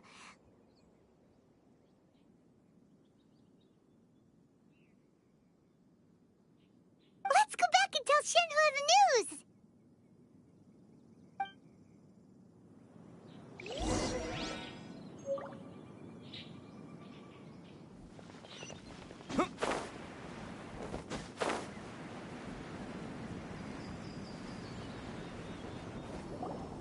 One year when I was back visiting, I heard a story about a white-haired adeptus from a merchant passing by. I never imagined it was you. I was a very close friend of your father's. I could have stopped him from performing the summoning ritual. I had plenty of chances, but I couldn't bring myself to stand up to him. I just let things happen, let it all escalate, and... well... we all know how that story ended. I bring flowers back here every year. And each time I wish I had a chance to apologize to you. Apologize for what? If you'd stopped him, he'd only have found another way. There is nothing he wouldn't have done for his true love. Nothing. Do you still hate him? I don't know what I feel. I'm told my fate is to bear the curse of calamity, so my master bound my soul with red ropes to curb my aggression. But it also dampened my emotions, making me dispassionate, like the Adepti.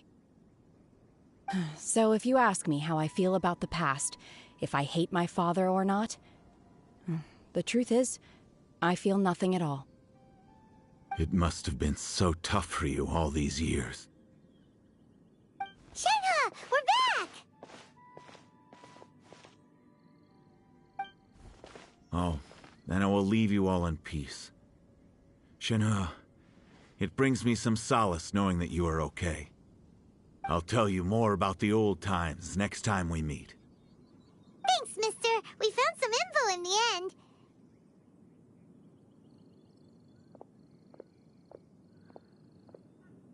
Shenhe, look.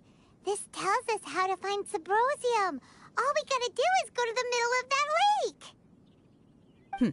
Let's go then. Miss Shenhe, there's something I'd like to talk to you about. Just now, in the village, we found your father's diary. It turns out that many of the details in the Divine Damsel of Devastation are not true to the facts, so I'd like to change them. Why? I know I say that opera always deviates from the truth, but now that the main character is standing right here in front of me, I cannot simply dismiss your lived experience in favor of my father's fiction. It's okay. I like your version. But, huh? My master once said that the day I learn how to use my strength for the good of others is the day that I can truly become part of human society. So, I hope that one day I might be brave enough to stand up and protect others, just like the girl in the opera. But I've never thought this way before, and I wonder whether I will continue to think in this way. Don't worry. I believe you will. In fact, I think maybe you've already started to become the person you aspire to be. You just haven't had the opportunity to see it for yourself yet. Shenhua! Yunjin! Cut the chit-chat! Let's go! We can't let someone else beat us to it!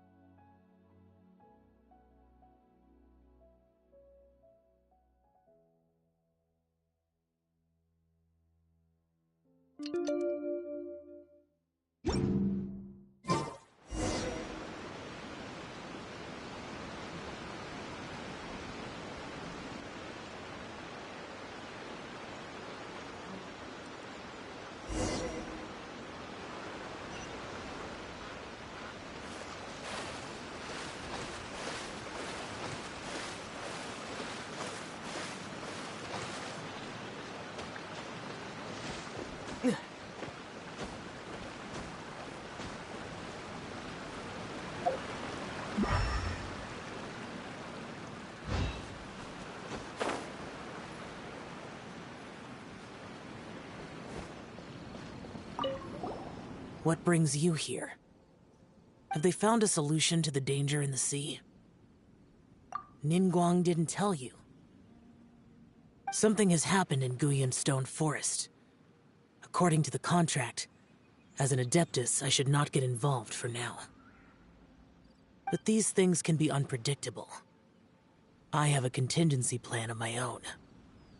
Only a single mountain lies between here and Liyue Harbor. If things get out of control, I will defend this place myself.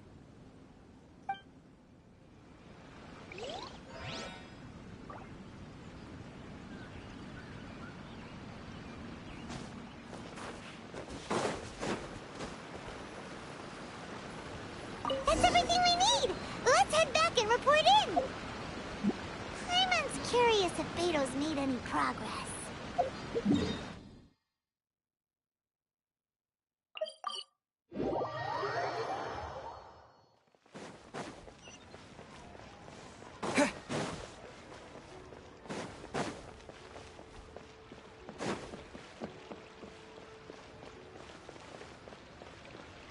Ad Astra.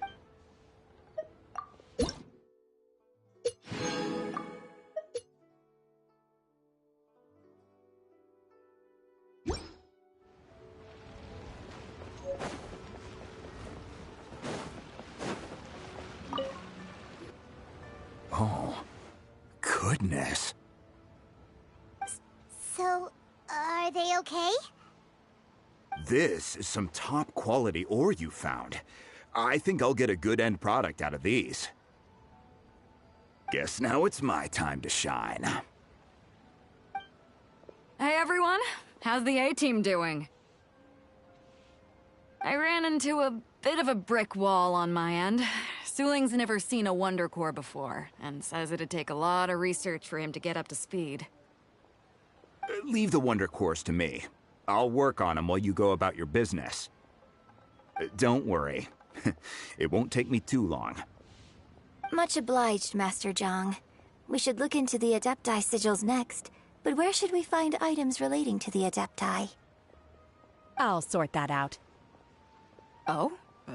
You got this then? Yes. I have been training with the Adepti for years.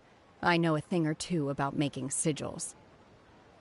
When we first met, I told you I came for the Jade Chamber, not the contest.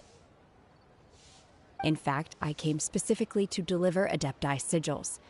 Master heard that Ningguang was planning to rebuild the Jade Chamber, so she sent me to deliver some Adepti sigils to her.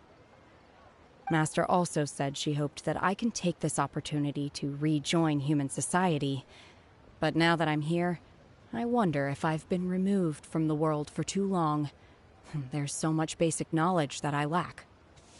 Maybe it won't work for me to stay here after all. But either way, I'm very glad to have met you, and I'll take care of those Adepti sigils. Without knowing the ins and outs of your situation, I can't say whether you should stay or not. But now that our paths have crossed, we'll always have a connection. So if you're ever feeling down, come find me on my ship. There'll be a drink waiting for you. Thank you. So, Master Zhang, I'll need to use your facilities to make the sigils. Fine by me. I'm actually curious to see how the Adepti arts work. Maybe I'll learn something.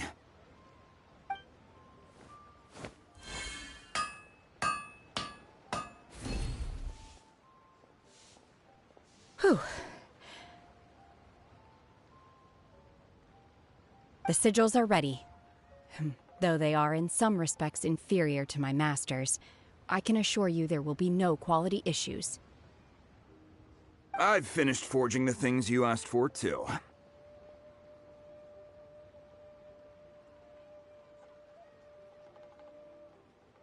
Great! Let's go submit them before someone else gets there ahead of us.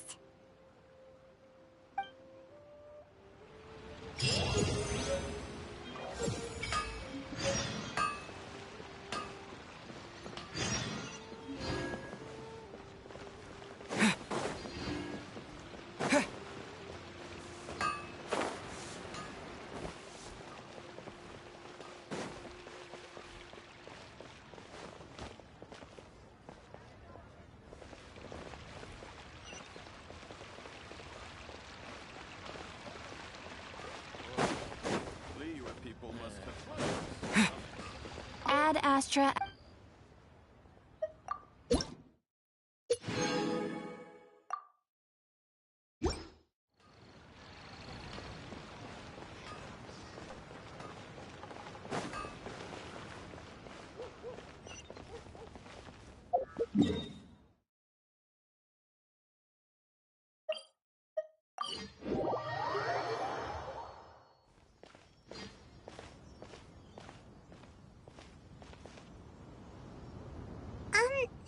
Are you okay? Paimon never imagined your sister would have sided with the Abyss.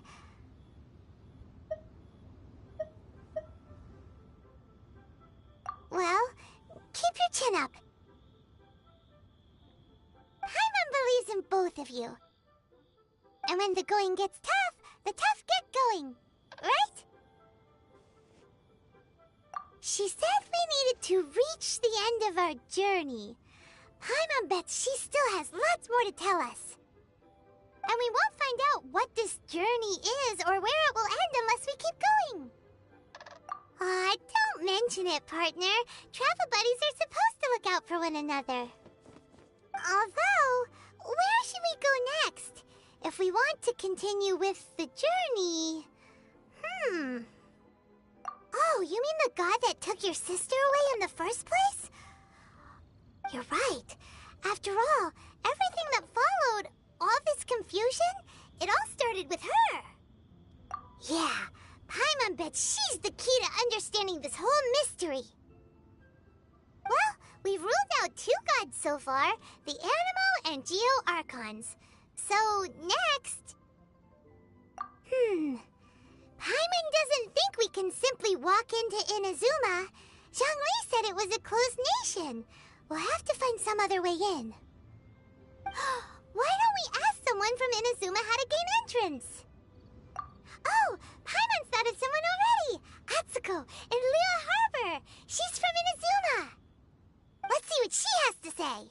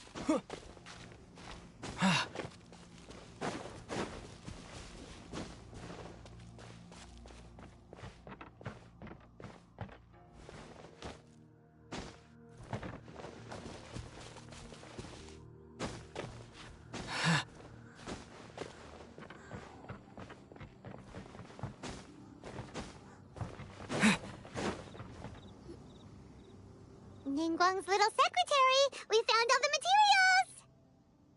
Oh, already? All 3 of you found them together. Okay, I see. The Wonder Cores and Adepti sigils look good. It seems that we found our winners.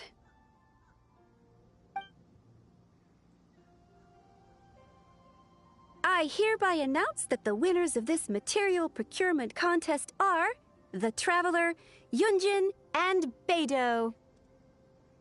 What? It's over already? I haven't even found the plush strike yet! Oh, I can't believe it. So close, but so far. I'd like to invite our 3 winners to please proceed to the Jade Chamber, where Lady Ningguang is waiting for you. Huh? Where's Beidou? She was right here! Captain Beidou has some business to attend to. She will join later. Please come with me for now. Alright then, guess we'll head on up to the Jade Chamber first!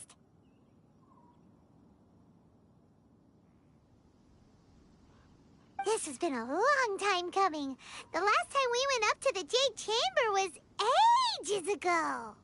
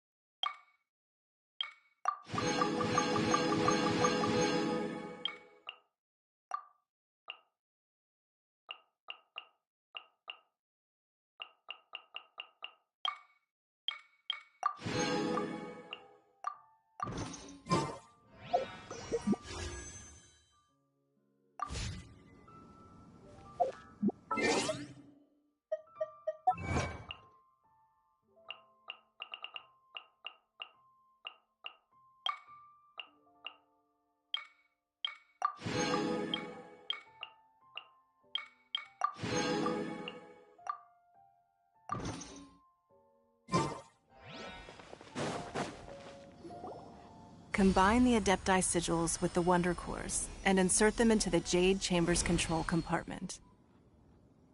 The construction of the new Jade Chamber is now officially complete.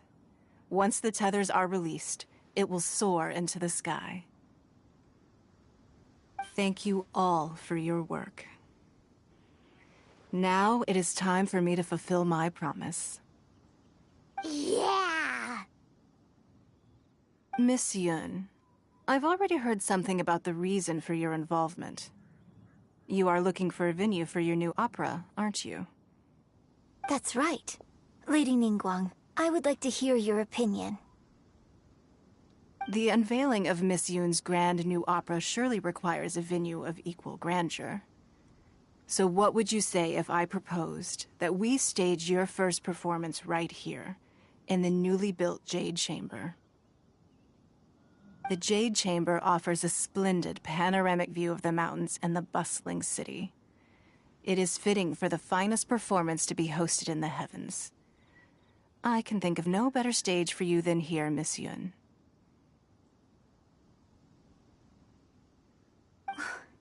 Thank you, Lady Ningguang. Then I will prepare my props and other articles shortly. Please allow me to bring all these aboard the Jade Chamber. You're quite welcome. It's truly what a good opera deserves. Oh, a traveler, Shenhe, Paimon, I'll be leaving now. Do come and see my play when the time comes. You're next. What is your question? I should clarify. I do not know your sister's whereabouts. Please, don't waste your question on this matter. Wow, you're a mind reader, Ningguang. Oh well, guess Paimon will ask a question then. Managing a successful business is not as simple as you might think. Capital, connections, sensitivity to the trends, and instinct for what is a good opportunity. All of these traits are crucial. If you want to know how to make money, I will honor our agreement and give you an answer. But that is not to say that it will work for you. Wow, Paimon hadn't even asked the question yet. Your question was written all over your face. Now look, you helped me rebuild the Jade Chamber, and I intend to repay you handsomely for it. So I promise you that should you one day require financial assistance, you may seek employment here. I will pay you at the highest rate of remuneration. Oh, great! So next time we run out of Moro, we just need to come to Ningguang? No more questions from us. Shenhe, you got a question? Me? Yes, this is a group effort. Thank you. But I don't have anything to ask. Are you sure? This is a once-in-a-lifetime opportunity. I'd urge you not to squander it. Yeah, just don't waste it. Hold on a second. Paimon can probably think of another one. Lady Ningguang, do you think I can ever fit in Liyue Harbor? Now that is an interesting question. Liyue Harbor is very inclusive. As long as you respect the rules here, you will not be turned away. So, the key is whether or not you yourself can develop a sense of belonging in Liyue Harbor. Huh. A sense of belonging? Yes. To become fond of a place, to feel part of it, it always requires a reason. Perhaps someone you've met, or something you've experienced here. Or perhaps you enjoy the atmosphere of Liyue, and you will become accustomed to it. In short, everyone needs a reason to stay. I hope you can find yours soon. I see. Hey, what's going on? I just went to see the fleet. I'm a little later than expected. Come on, Beidou! It's your turn! Do you have a question for Ningguang? Me? Nah, I ain't got any questions. She forced me to help out, so I figured I may as well get involved with the contest. Ningguang, don't forget what we talked about. It's not gonna be easy to deal with. I don't think my fleet can take it on their own. Don't worry. I have made preparations. The wound dressings are ready, and the Millilith have set up an ambush. Glad to hear it. Watch your back. Stay alert. Beidou? Ningguang? What are you talking about? You'll see when the Jade Chamber ascends. However, it's not the most pleasant topic of conversation. Maybe it's better that you don't know.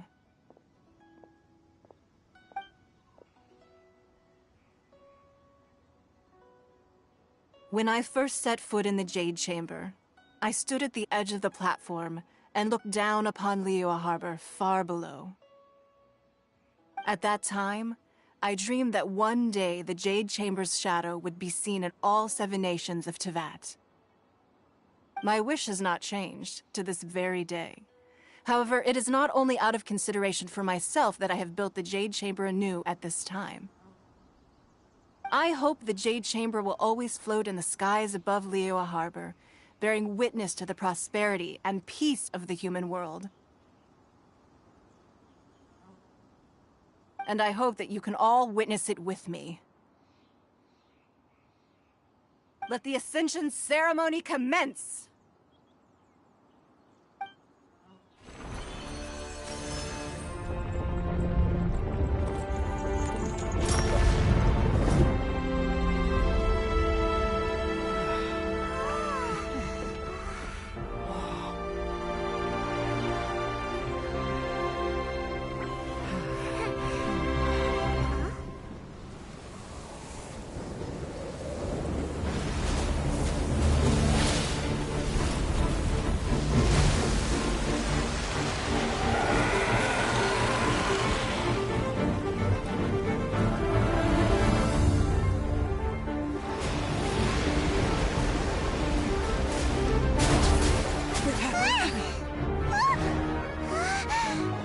Right on cue. The Avenger of the Vortex, Beisht. Who is that? Osial's wife. Final follower of the Overlord of the Vortex. Sounds like you knew this was coming! Beidou sensed something was stirring in the deep. She warned me months ago. Knowing she harbors hatred toward the Jade Chamber, I chose to rebuild it now as a way of drawing her out. Got it. Well, let's go fetch the Adepti. No. Huh? In this human age, the people of Liyue must find a way to overcome this crisis on our strength alone!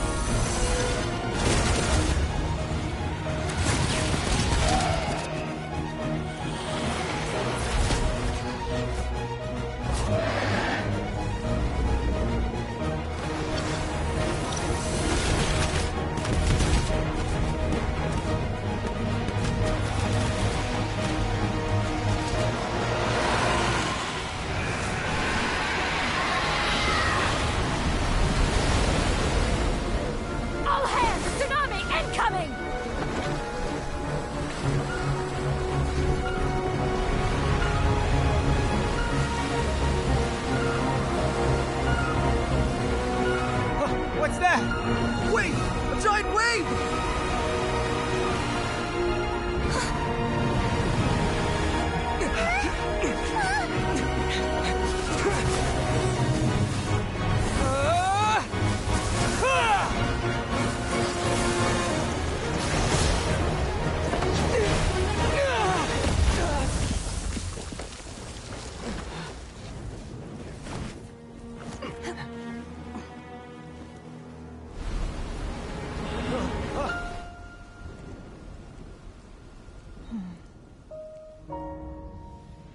You are a cursed child.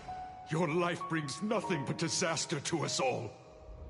At least if you die, I can bring her back.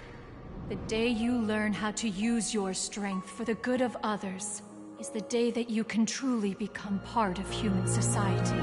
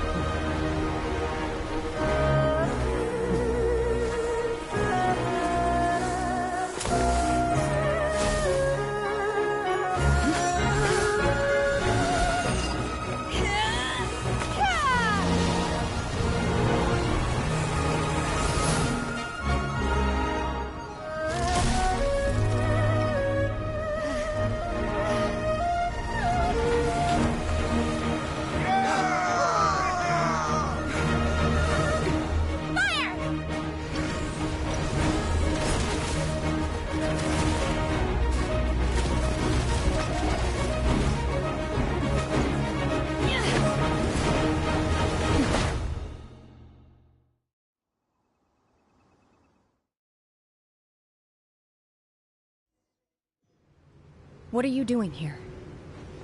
We can't let you be the only one taking this risk! I hardly see this as a great risk. The people of Liyue Harbor are well prepared, and she is already badly injured. Only sheer willpower is keeping her alive. I may be nearing the end of my stamina, but in a fight to the death, I think I have the upper hand. We'll help too!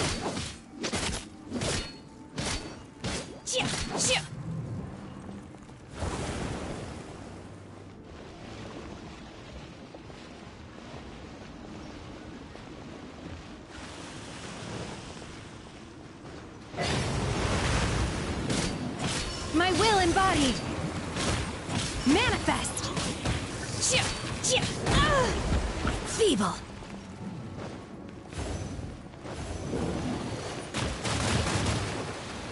Our bond is strong! I'll protect us.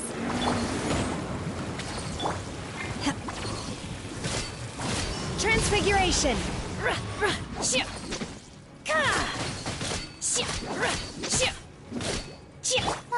La la la la.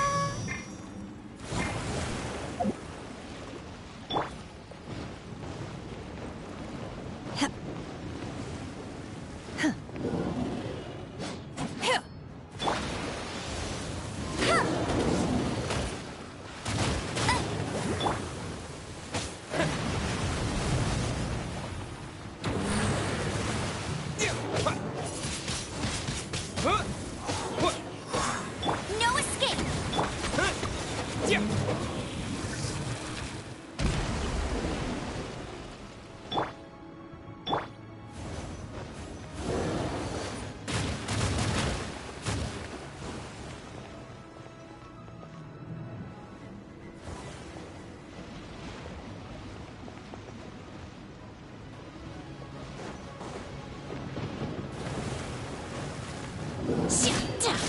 Take your true form! By ordinance divine!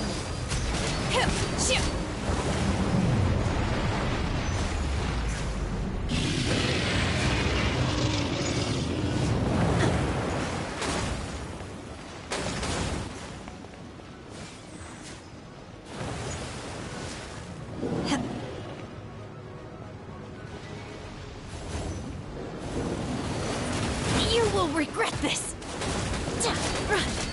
My will embodied! Dissipate! Let's dance! In your dreams!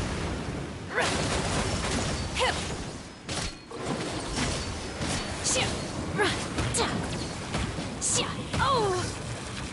You will regret this!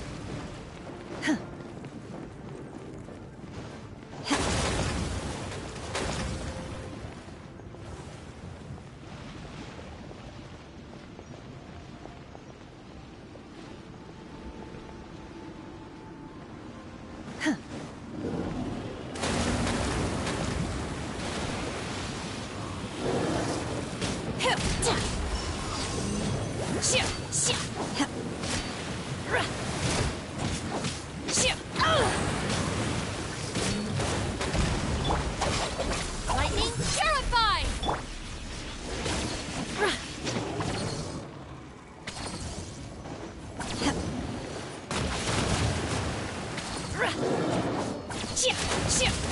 Transfiguration!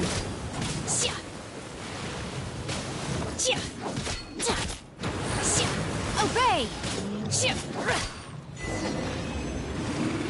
getting away! Shouldn't we go after her? This place is unstable.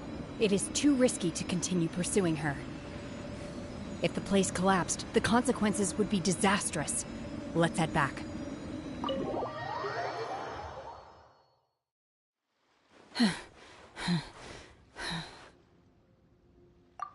I'm just a little exhausted. Otherwise, fine. I wanted to deal with it myself. I didn't expect you to follow me. Don't worry. She's not coming back anytime soon. After an injury like that, she'll likely seek refuge somewhere else. How did things go underwater? It's been dealt with. She was injured before entering the water. It didn't take too much effort to finish the job. Good. So the crisis has been safely averted. When you visit the Jade Chamber in the future, you will be afforded generous treatment. Lady Ningguang, the fleet reports that the sea monster has left Guyan Stone Forest and the surrounding waters have returned to normal. Thank you. How are the Millilith?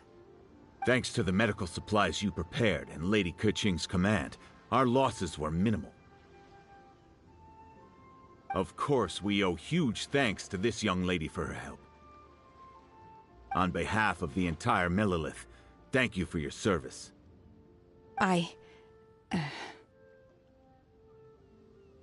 Great.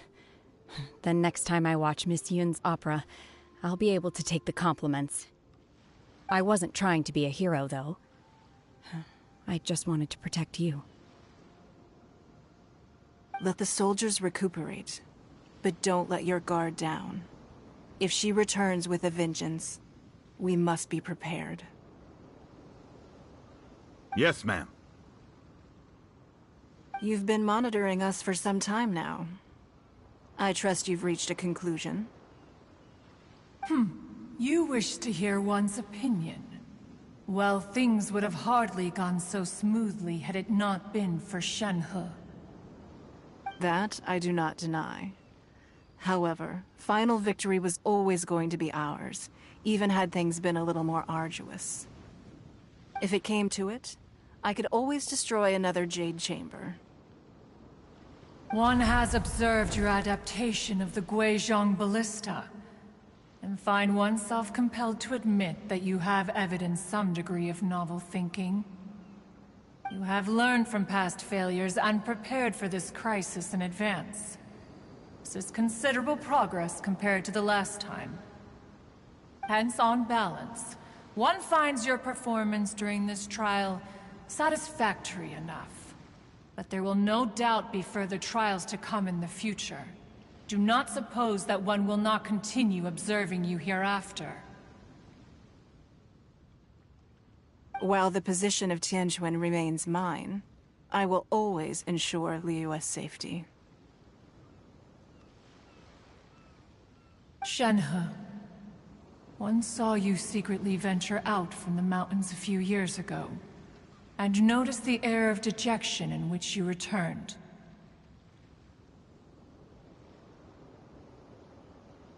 Hopefully this trip to Liyue Harbor has been a different experience. Yes. I can't explain it, but...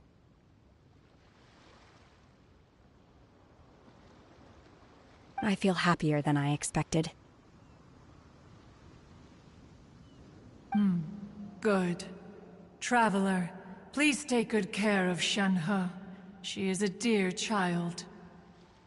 In fact, one has many fond memories of Shenhe's childhood that she may be interested to hear about. There'll be no need for that. Oh. They are all like this. Fine. Since you care not to listen, one shan't be telling you. One shall be going homeward now. Please, have a good rest. Come to the Jade Chamber when you have recovered your energy. We must celebrate both the completion of the Jade Chamber and the fact that Liyue has weathered another crisis. This banquet must be the most spectacular ever.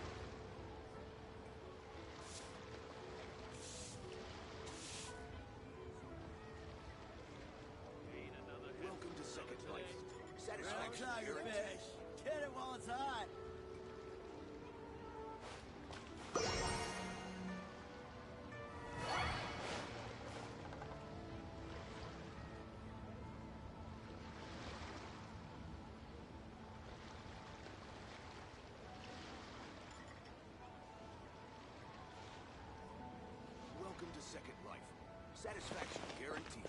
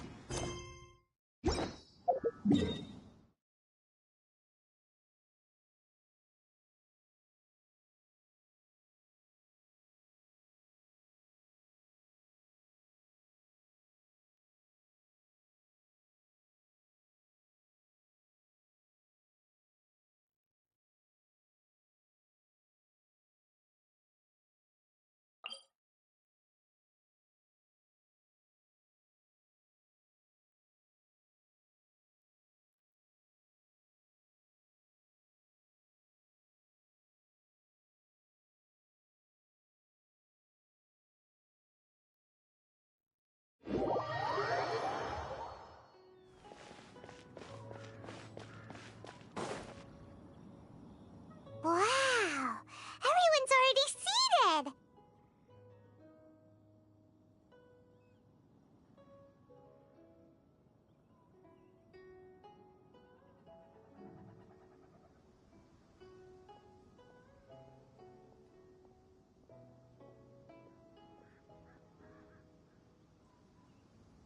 It's Paimon's first time attending a banquet in the Jade Chamber.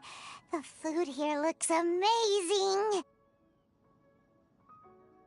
All of you here are my distinguished guests. I am determined that each of you thoroughly enjoys yourself.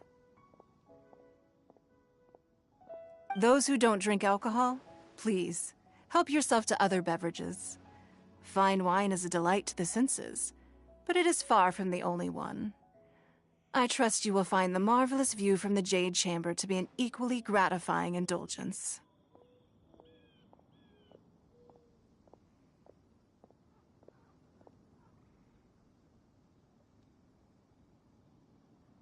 Have you heard? Miss Yun's going to be performing today. Sure have. Honestly, it's the main reason I'm here. I've never missed any of Ms. Yun's performances, and I don't intend to start now.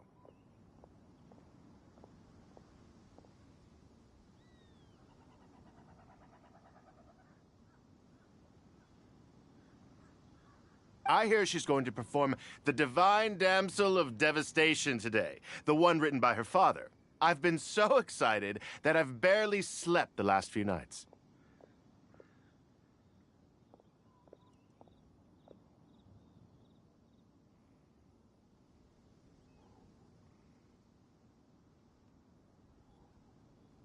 Hey, look! Ms. Yun is going on stage!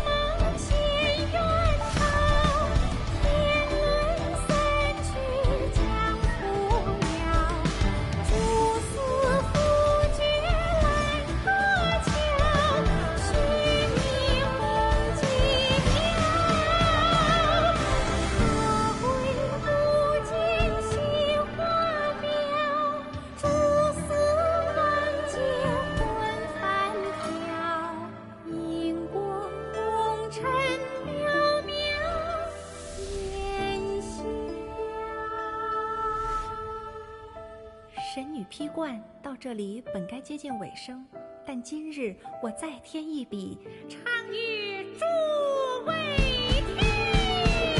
知道为敌人不是，自有知音多情思。风铃烈烈见流星，只知不操心。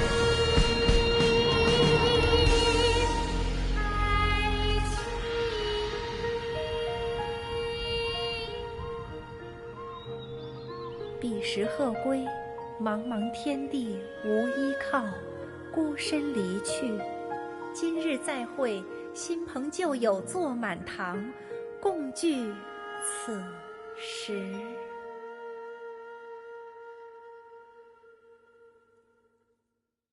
What did you think? Personally, I thought I sang rather well.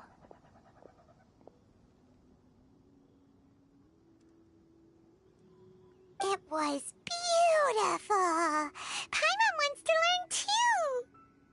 It was wonderful. Also, thank you.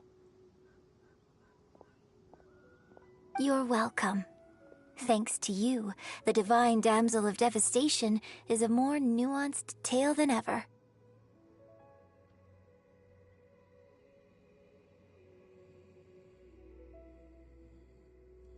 The play has an ending, but life goes on. I believe you will find a way to fit in Liyue Harbor. Thank you. I think I've found the opportunity I needed to change. Ms. Yun, here you are. Great to see you. Huh? Hey, this young lady with the white hair looks like some kind of VIP. Yeah, that's it, like an Adeptus. Wait, you're the girl from the opera, aren't you? the divine damsel herself. And look who else we have here, the illustrious traveler. Well, I'll be. This was definitely worth showing up for.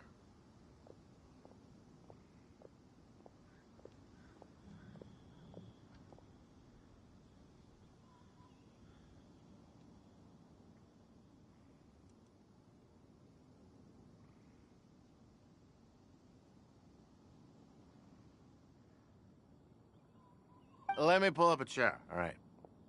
We'll all have a friendly chat, get better acquainted.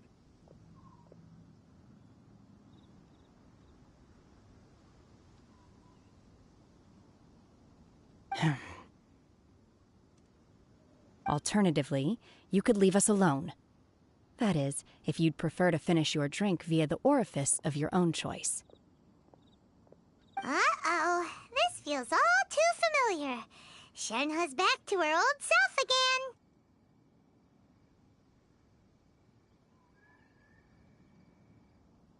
Hey, what are you doing? Calm down, Shenhe. Calm down.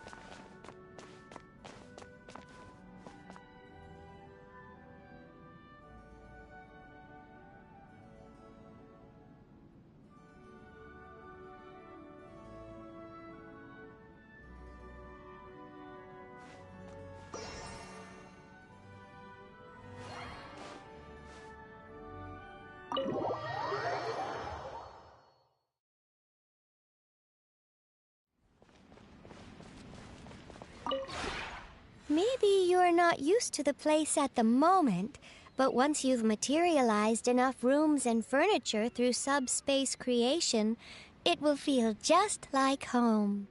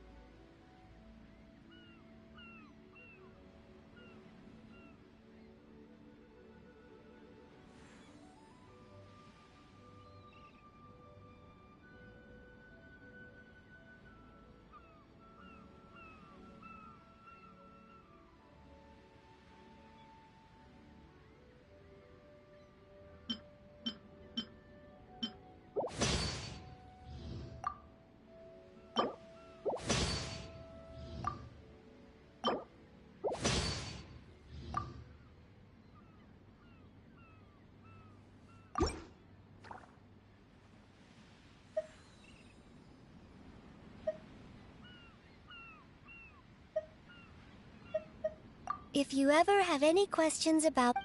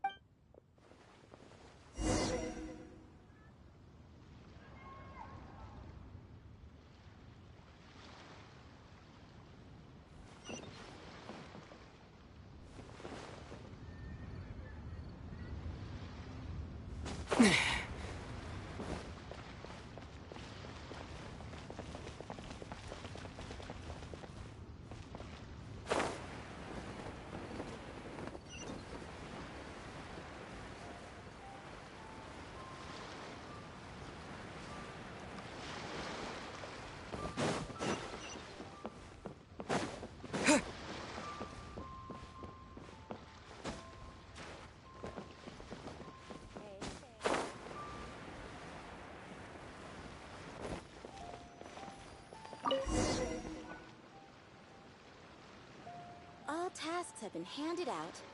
Ah, how relaxing. As I gaze out upon the sea, prose wells up inside of me.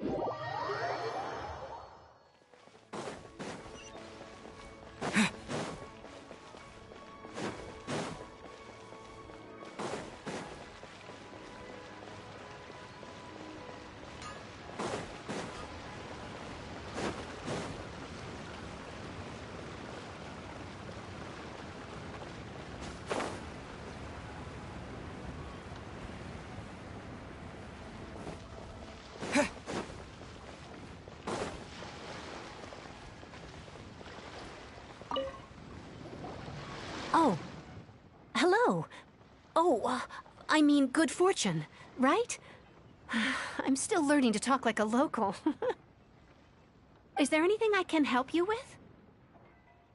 We wanted to ask, how do we get into Inazuma? Oh, so that's why you're here. Well, there is a way. Great! We came to the right person! But the chance of success is incredibly small. Huh. Incredibly small? Then how did you get out of Inazuma in the first place? It was in leaving Inazuma that I found out just how dangerous this method truly was. All I had to rely on was a little wooden raft that I'd put together myself. There was a storm raging ahead of me, and my pursuers were close on my tail.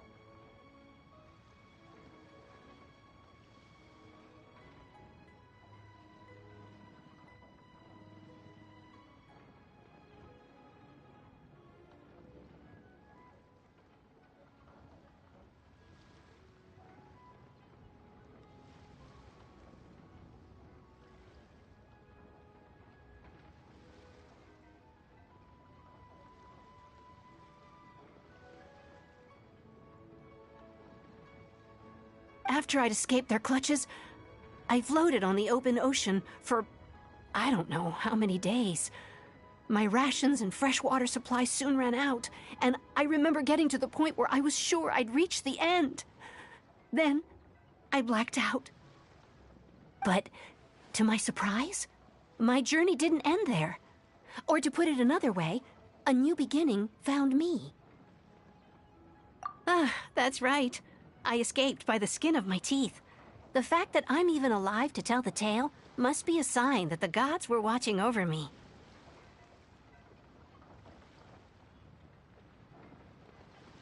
What a horrible journey! And you set off knowing how dangerous it was? Why?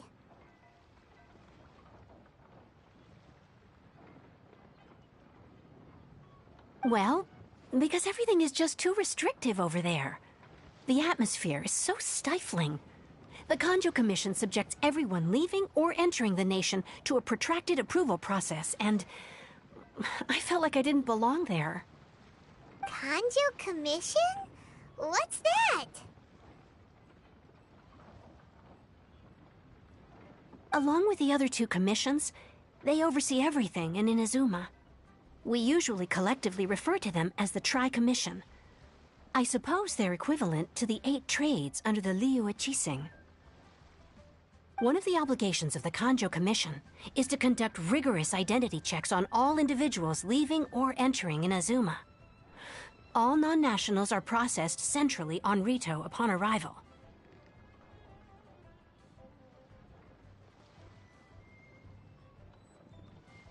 Meanwhile, the Tenryo Commission is responsible for implementing the recently promulgated Vision Hunt Decree.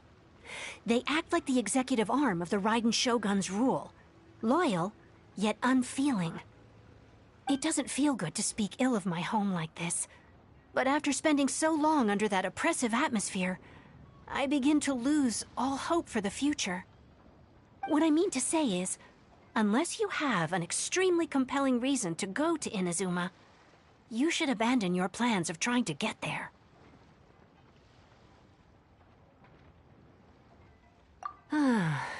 You should know that the sea around Inazuma is engulfed in a perpetual tempest of wind and rain. Supposing you survived that, you would still need to get past the samurai guards that enforce the Sakoku Decree, the closed nation policy of Inazuma. And even if you did manage to find a way, you'd still have to produce the necessary documentation at the Rito Center for processing Outlanders. Otherwise, you'd be kicked out immediately. Seems like they really don't want anyone setting foot in Inazuma, huh?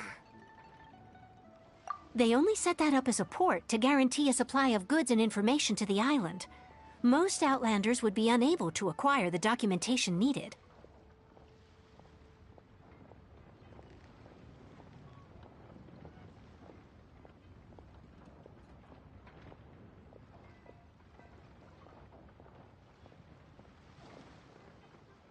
But if you really are set on going, there is one thing you could try.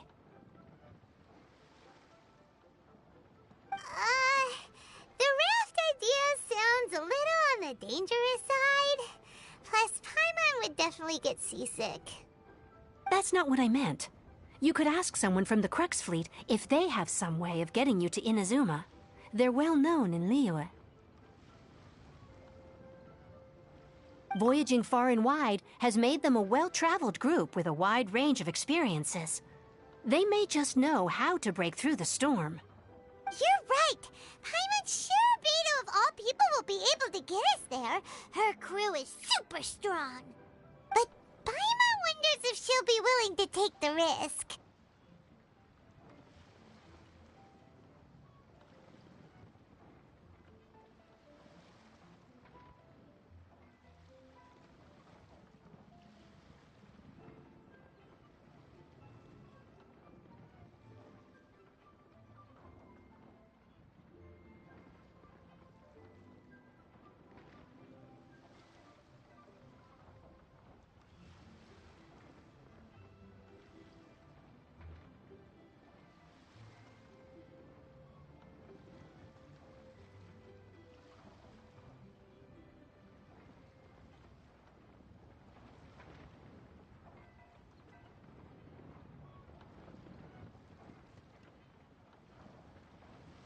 The Alcor is the flagship of the Crux fleet. I heard that it's currently anchored by Guyun Stone Forest on a supply run. This might be your best chance. Then there's no time to lose. Let's go find Captain Beidou.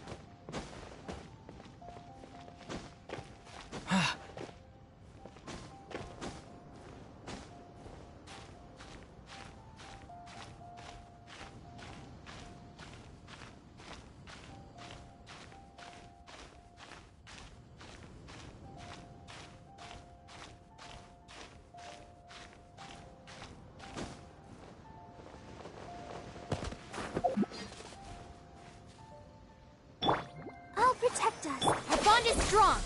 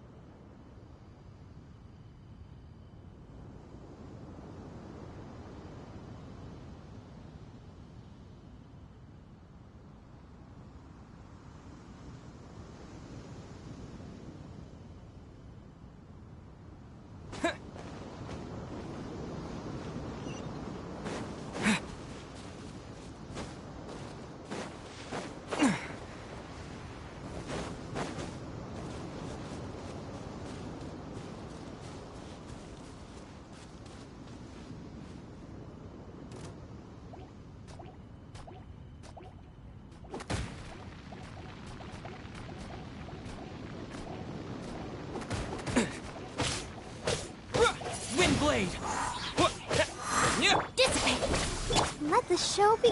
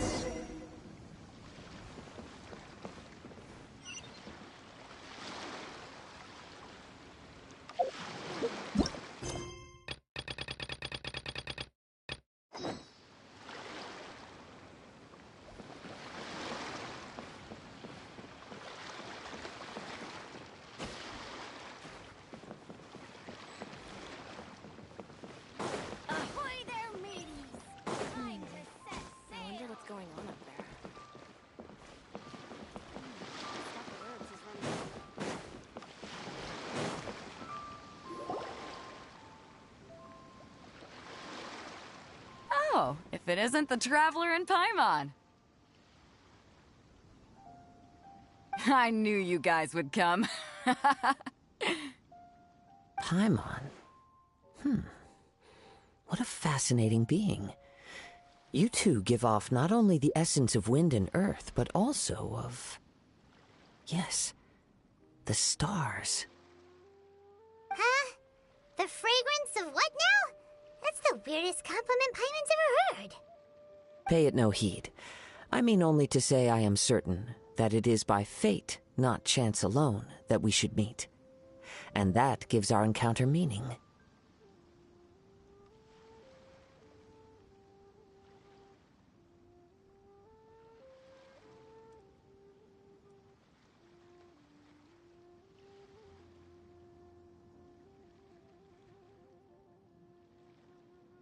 You're not far off, but they go by a different name in Inazuma.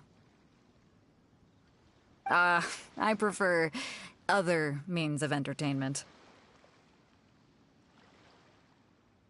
This young man is Kaidahara Kazuha, a temporary addition to my crew for reasons I won't bore you with. Occasionally, he opens his mouth and flowers come out instead of words. With this fine ship and the soft sea breeze, would it not be romantically irresponsible of me not to acknowledge it with a line or two of poetry? No, I can't argue with that. Okay, then. Once the clash is underway, I'll give you a chance to perform. Only if the mood takes me, of course. Poetry for poetry's sake tends to lack meaning. Hey, you don't want to pass this opportunity up too easily. Especially seeing as our great hero here might be in attendance. Oh, wait a minute. What's the clash? Also, just to clarify, by great hero, do you mean... Huh? I thought you might be here to sign up. You're telling me you've never even heard of it? The Crux Clash is a martial arts tournament that I hold. There'll be a whole bunch of folks taking part to showcase their talents. There are 2 important rules. 1, competitors must be renowned fighters. We want those with real martial arts ability, not just people taking part for the fun of it. So, you've got nothing to worry about there. I don't think there's anyone out there who hasn't heard of you. 2, you can't take part if you've got a vision. Otherwise, things get a little one-sided. You must be feeling confident, but you might want to watch out. There are a few crouching tigers and hidden dragons lurking around in Liyue. And with Liyue's savior taking part in the tournament, now that's gonna turn a few heads. I think we can expect a healthy turnout this time. But we didn't come here to take part in a martial arts tournament. Well, before you dismiss the idea completely, you might be interested to hear that the prize this time round is particularly sought after. Get this. It's a masterless vision. Supplied by myself, as a matter of fact. If the tournament champion can reawaken that vision, it belongs to them. Is there really such thing as a masterless vision? When a vision bearer dies, the light in their vision will fade away.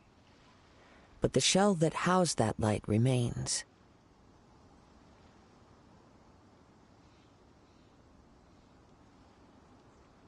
As for whether this shell has any practical application, well, this remains to be seen. But my intuition tells me that while it remains in the world, it may just be possible for someone else to inherit it. Yep. And the way I see it, a vision is a badge of recognition from the gods. So if anyone's able to rekindle it, it's gotta be an individual of exceptional strength and talent. Organizing the clash is my way of uncovering hidden talents. And hopefully this time, getting a vision to glow again. So if you don't have a vision, this is the perfect opportunity to get your hands on one of your very own. Yeah, we're interested in getting to Inazuma, not fighting in some tournament. Inazuma? You want to go there? Well, why didn't you say so? Inazuma? No sweat. In that case, if you win the tournament, I'll give you a choice. Masterless Vision, or a ticket to Inazuma aboard the Alcor. Up to you. You just want him to take part in your tournament! What's wrong with that? The more talent we have, the better the tournament will be. I couldn't let a competitor like you fall through the net. What are we gonna do? Looks like we pretty much have to do this tournament if we want to get to Inazuma, huh? Great. Then let's get you signed up. Head to the tournament arena in Guyun Stone Forest. Kazuha and I will be over soon. It seems like it will only be a matter of time before the answer is revealed.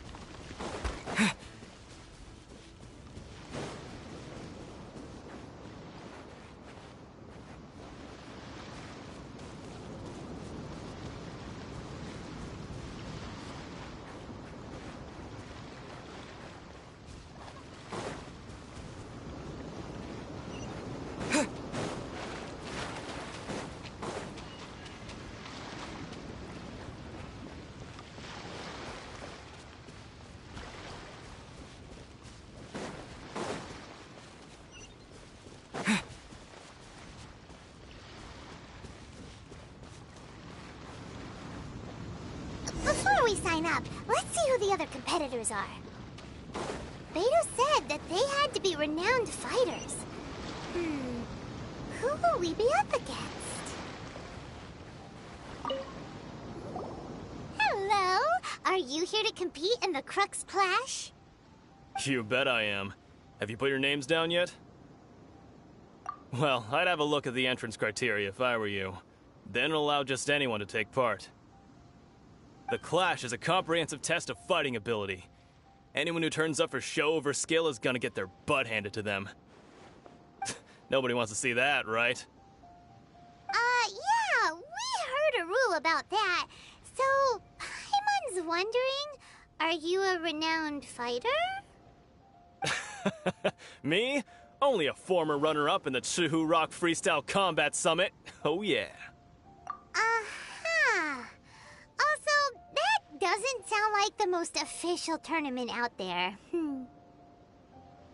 What? You... Nonsense. Have you been living under a rock? It's been going on for years. There were plenty of competitors when I took part. Not to mention, I've helped the Millilith catch treasure hoarders before. There were 2 of them trying to escape. I soon sorted them out.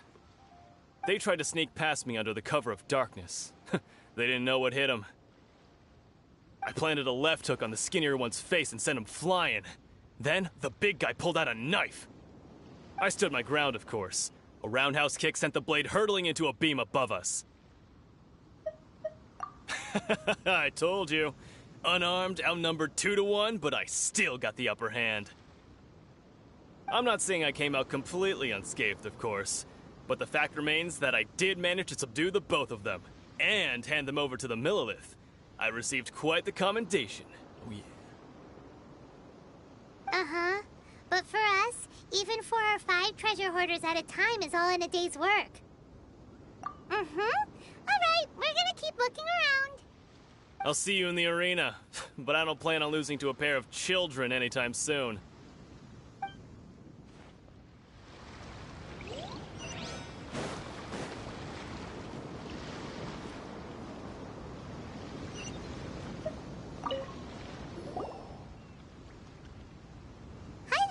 Are you here for the Crux Clash too?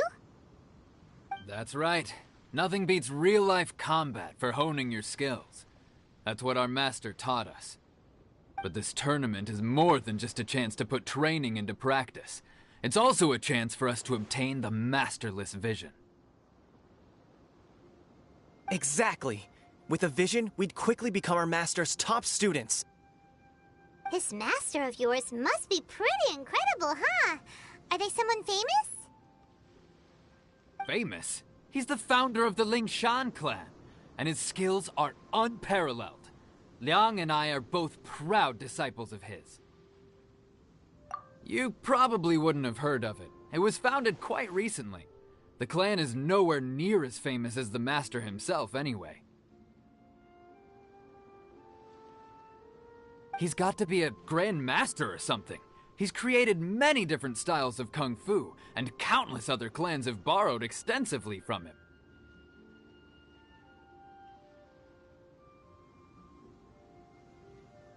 To the Lingshan clan, he teaches a special technique known as force dispersal. Force dispersal?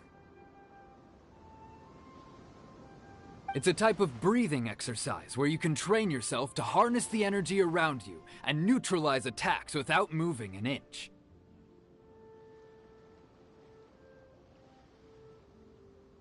For example, our master can use it to alter the path of an attacking fist, or change the direction of an incoming stone, all without breaking a sweat.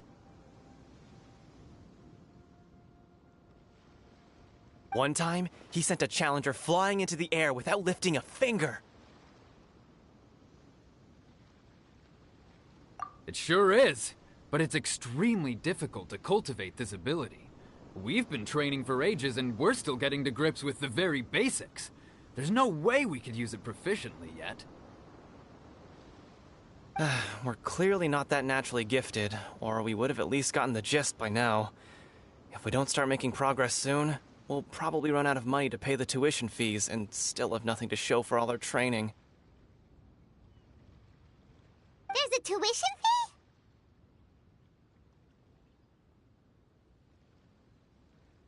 Of course!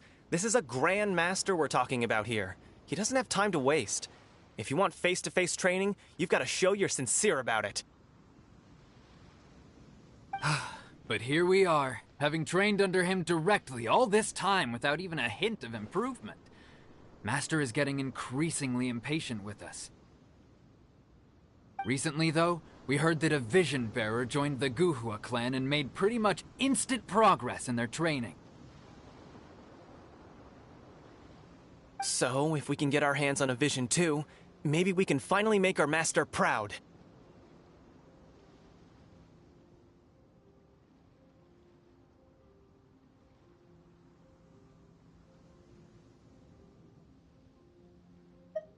Well, we have to try something new. Otherwise, we're stuck in the same situation.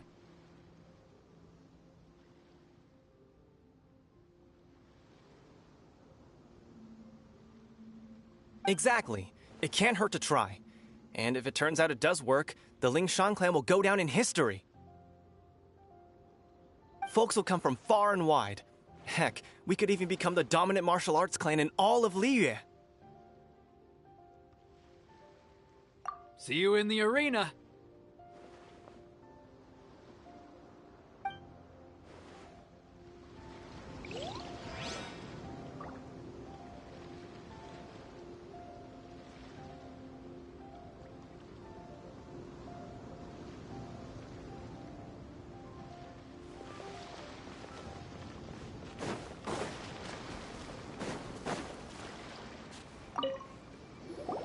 Hey, youngster.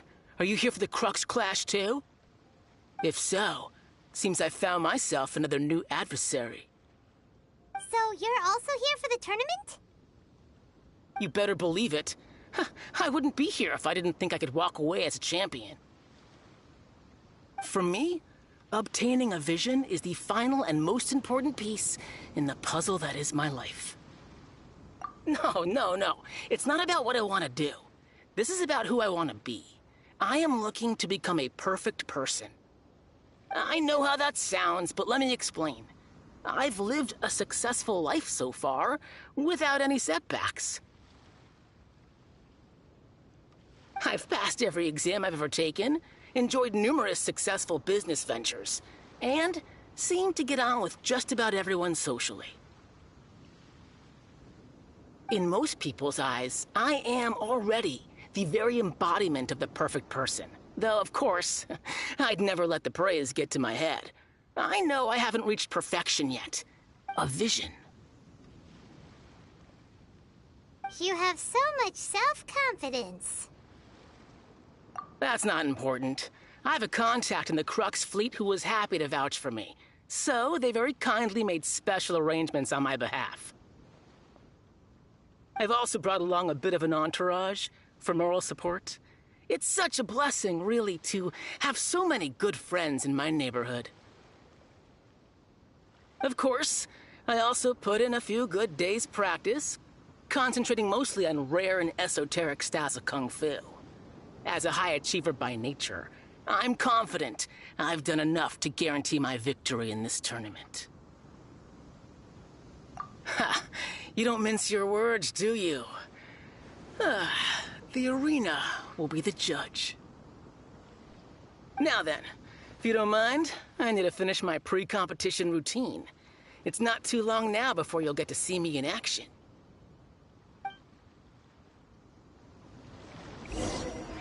So, to recap, we're up against an inflated ego, some gullible guys paying way too much for their kung fu classes, and another guy who's just really average. Seems like you've got a pretty good chance of winning this thing. Come on, let's go sign up. Chinksa Village Arm Wrestling Champion, huh? All right, you're signed up. Next, please. What's your name? Wait, aren't you? Did I hear that right?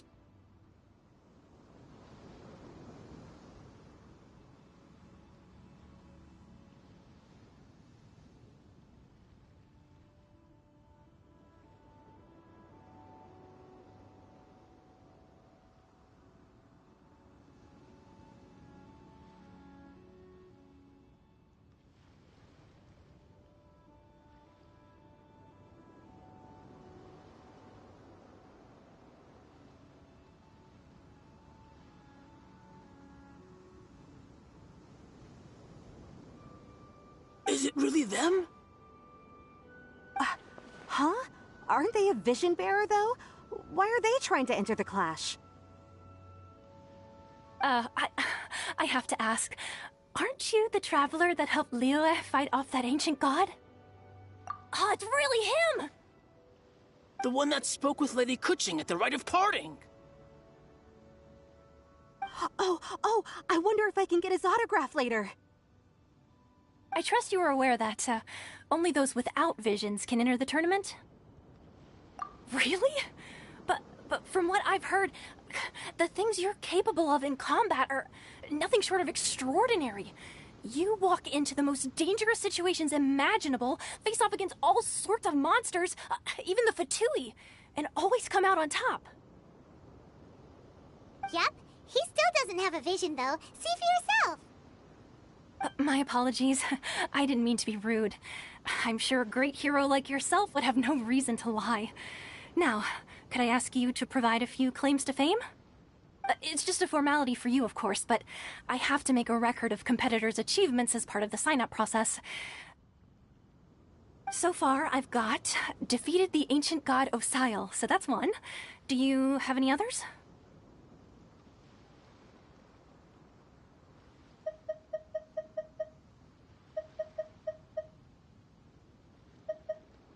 Yeah! Also, don't forget to mention that the previous battles include, but are not limited to, Storm Terror, Dvalin, and Fatui Harbinger Child. Whoa! Might as well declare him the champion already.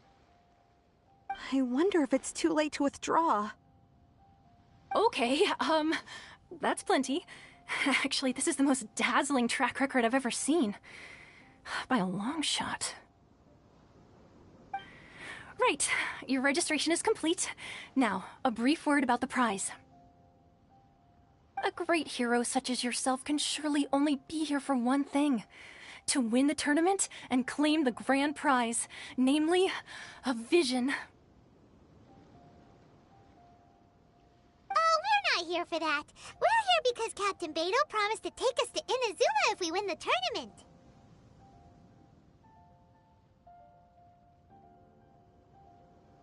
There's another prize, too? Oh, first I've heard of it. Beto must have upped the stakes this time to attract top talent. But why would anyone want to go somewhere as dangerous as Inazuma? I see. So, I take it you discussed your terms with Beto in advance, then? Well, nobody expected you to sign up to a tournament like this. I can hardly believe it myself, to be honest. Anyway, the qualifying rounds are about to begin. I'll leave you to your preparation. Hey, so Paimon's thinking about that whole no vision bearers rule in this tournament. Even though you don't have a vision, most people in Teyvat think that you can't manipulate the elements without one. So Paimon thinks you probably shouldn't use your elemental abilities during the tournament. You know, just to avoid any misunderstandings. In any case, looking at the competition, it should still be pretty easy for you to win, even without using any elements, right? All right, it's showtime! You got this! You seem like you're raring to go. Are you ready to compete? Good. Then please follow me into the arena.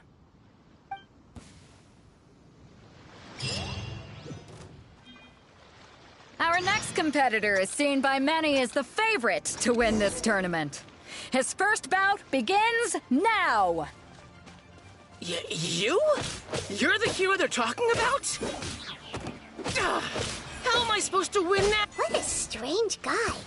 Why was he so confident to begin with? Well, now that we've won, let's go and see Beto. She'll probably have something to say to us.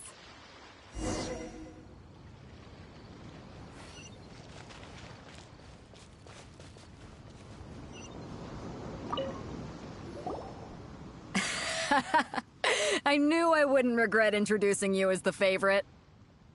So, what do you think, Kazuha? He totally dominated that guy and did it with style, too. Impressive. But I also observed our favorite exercise some restraint, as if to protect the opponent from serious harm. Well, I've fought my fair share of battles, both big and small. And I say, after the show he put on just now, he's more than convinced me of his ability. So, come on. We all know you've got a wide vocabulary in there. Can't you spare a word or two to congratulate our up-and-coming champion? All right. Let me think how to aptly phrase these words of praise. You fought well. All right then. I was thinking your inner poet might want to join in the fun, but I guess I shouldn't put you on the spot like that. You know, a lot of competitors came to me saying how surprised they were that Liyue's hero was entering the tournament. And since you signed up, we've had many others do the same, with more than a few top-tier fighters among them. I'm sure lots of them are here to find out how they stack up against you.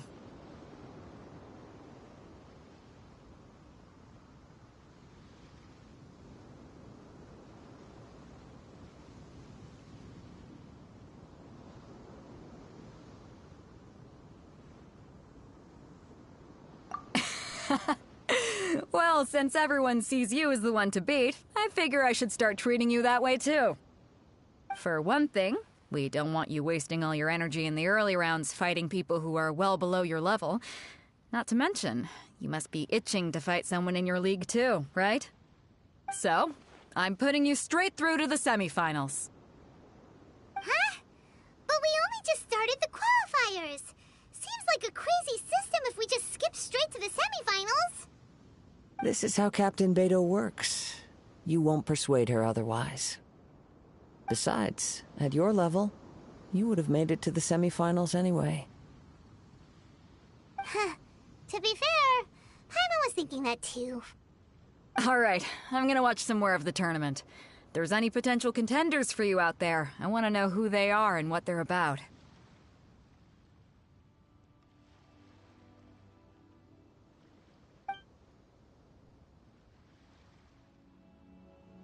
We're finally here, folks. The real show is about to begin.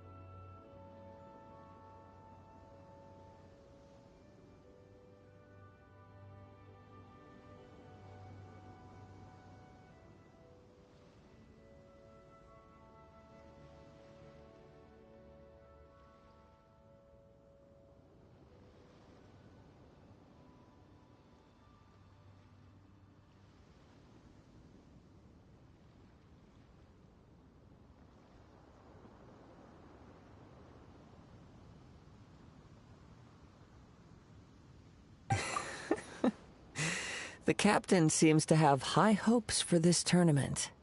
I have not seen her so excited in quite some time. Your opponent has fought many rounds to get to the semifinals. This makes him a seasoned warrior. You may well be stronger than him, but this should not give you cause to lower your guard. Very well. Show me that you are ready to push through the storm that lies ahead.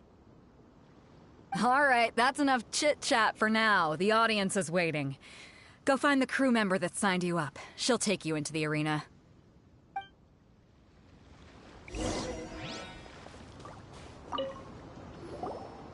Your opponent in the semifinals is new to the Crux Clash, but he has quickly become the dark horse of the tournament. I do not doubt your abilities, but I would suggest that you make sure you are fully prepared before you begin. Relax. My guy's at the top of his game. He ain't gonna lose. Okay, follow me. What you got?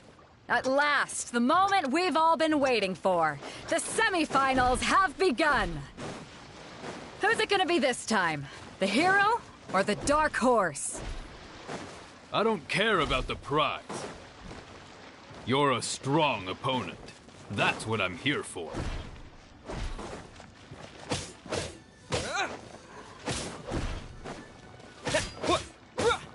It's a fury!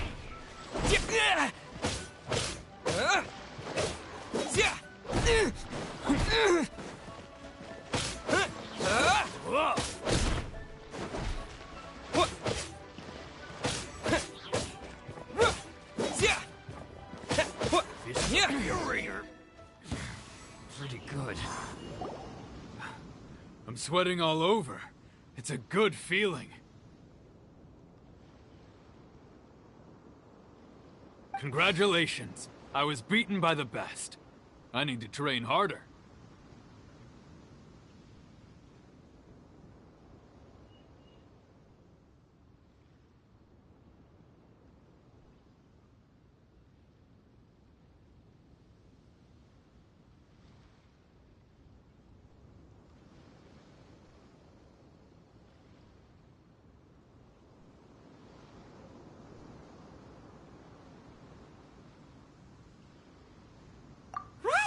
For a moment there, Paimon was a little worried. If you had a vision, you'd definitely be one of the strongest around. I wanted a vision once, when I was a kid. People said that if you're strong enough, you'll have your chance to get one. But mine never came.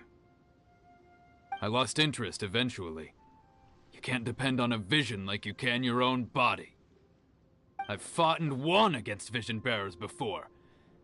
The power they have was given to them by the gods. I don't envy it. Huh? You mean you didn't sign up to try and get your hands on that masterless vision? No, I didn't. I only wanted to pit myself against other fighters and see who was the strongest.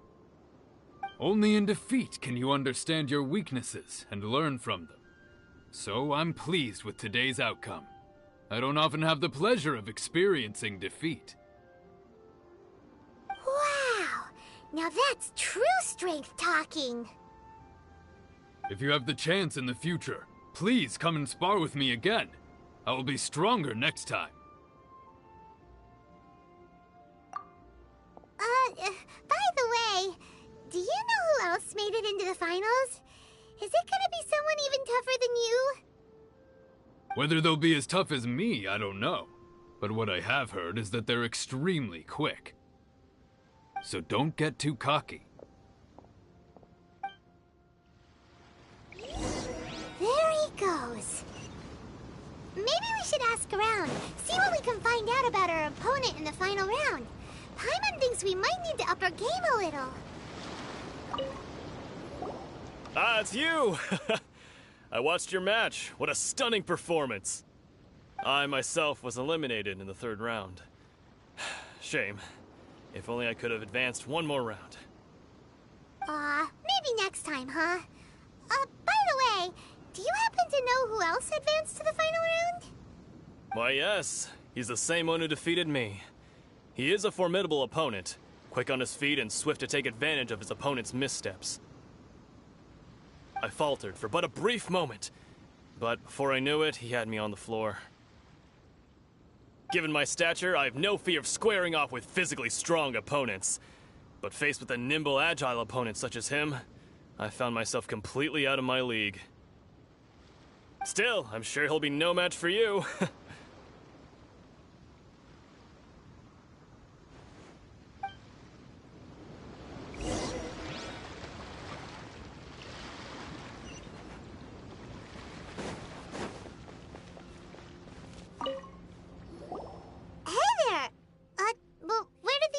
Go.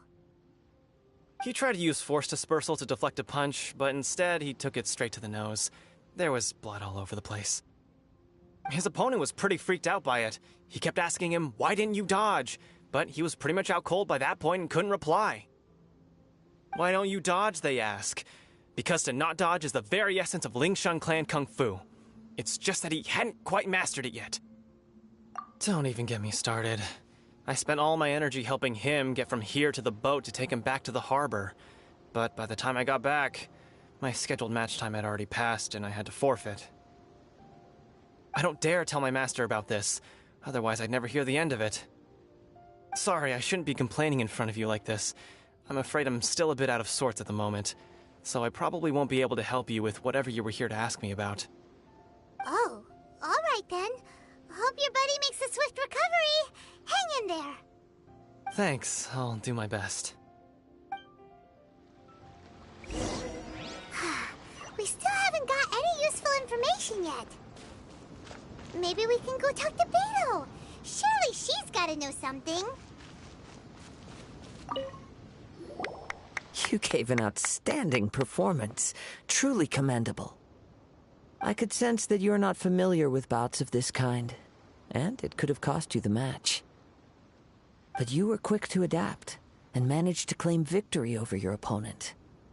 That is a most invaluable skill. In fact, I discerned this not from what I saw, but what I heard. The ground beneath your feet, and the pattern of your breathing. But it is nothing remarkable, for I discerned nothing more than Captain Beto did. He's right.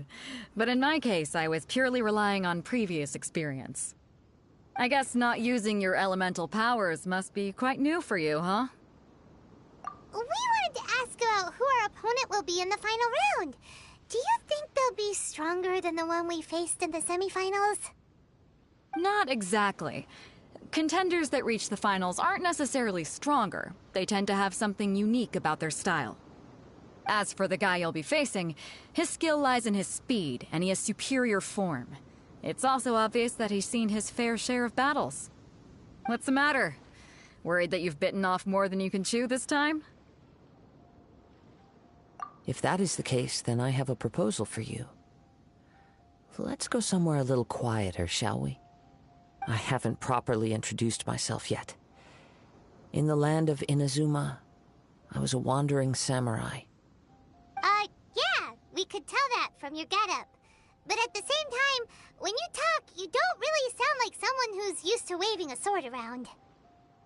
It is true that I am versed both in literary and martial traditions. But on the straggling path of a wandering samurai, is there harm in acquiring a surplus skill? I do not mean to flaunt my martial prowess, but I myself have witnessed reputable fighters hailing from across the lands. I do possess some knowledge regarding your opponent's particular skill set.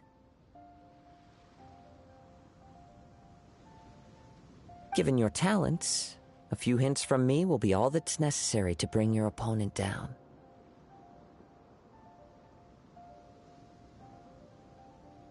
Hang on. Don't you think you're bending the rules a bit there?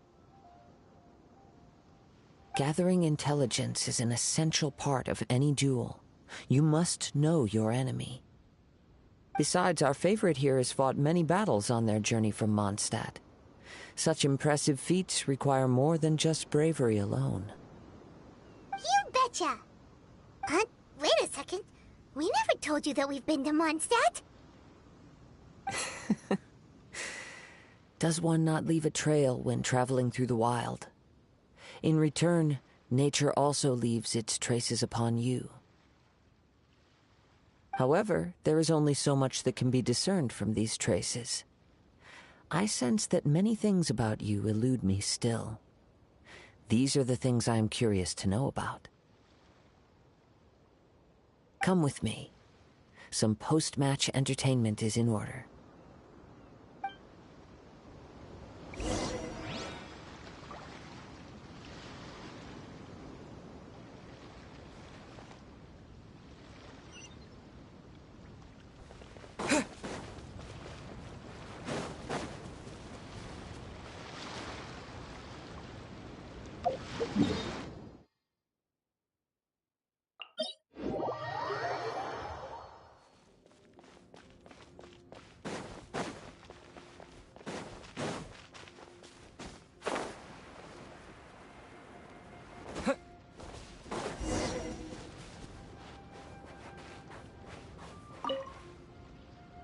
Now that we're alone, let me cut to the heart of the matter.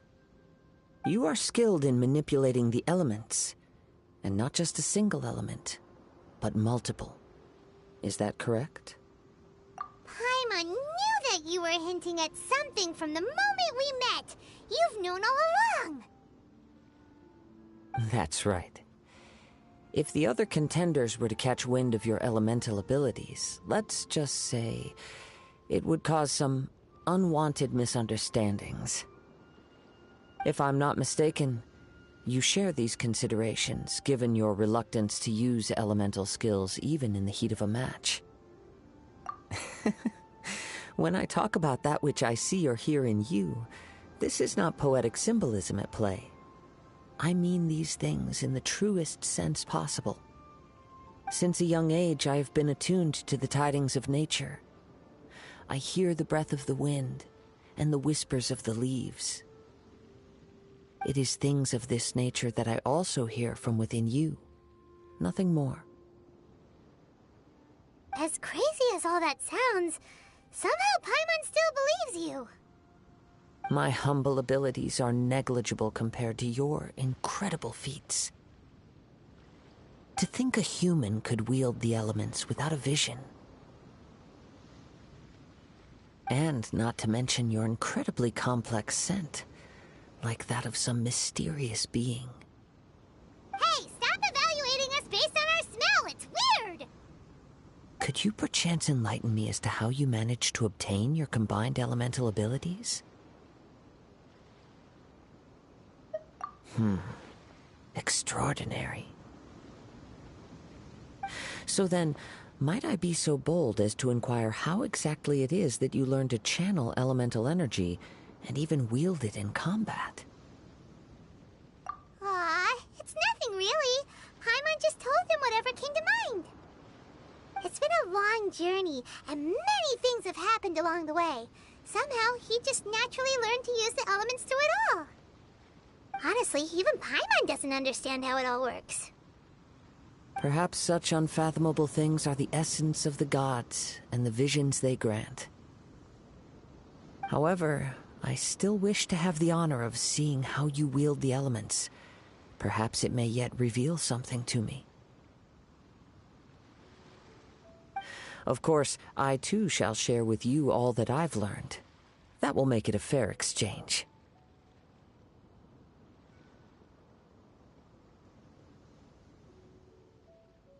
Now then, let's test your skills, shall we?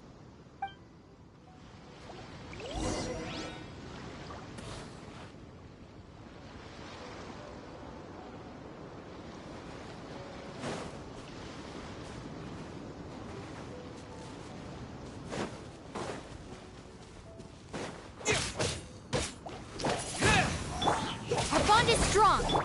Let's dance.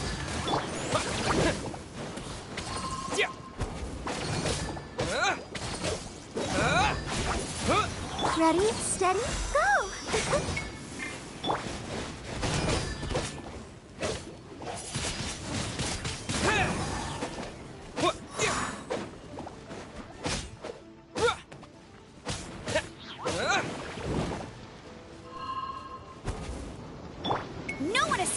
sights.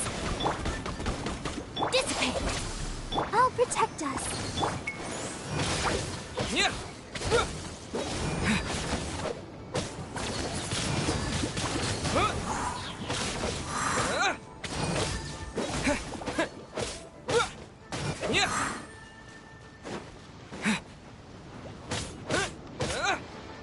Our bond is strong.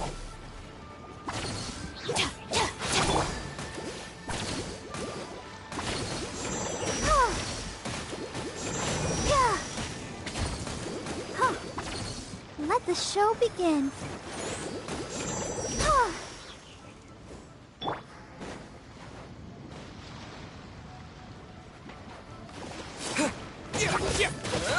Windblade!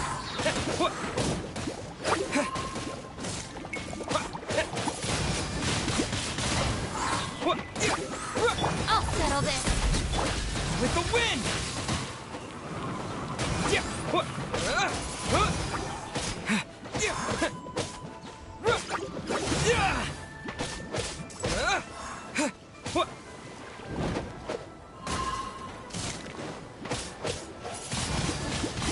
Windblade!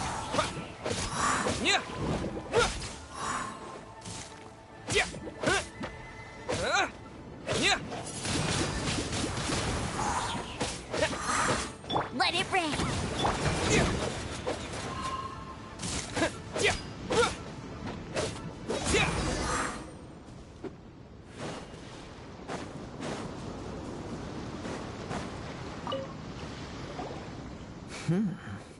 Your skills in battle are truly beyond reproach. Even with your opponent's speed, he shouldn't be able to overwhelm you. Your opponent is skilled at controlling his breathing and maintaining balance, which enables him to execute moves that many would find impossible. He relies entirely on the element of surprise to defeat his opponents. In other words, as long as you remain mindful of his ability to detect weak points, then his attacks should pose no threat to you. Please, save your thanks. If anything, I should be thanking you for the opportunity to witness your command of the elements that defies all known principles. The world is a truly mysterious place, it seems, and one will always encounter that which is still unknown. You seem kind of obsessed with visions, but don't you already have your own? Why are you so intent on exploring the connection between visions and the elements? I desire to know what meaning visions have to the gods. And what influences the gods' decision to grant humans these visions?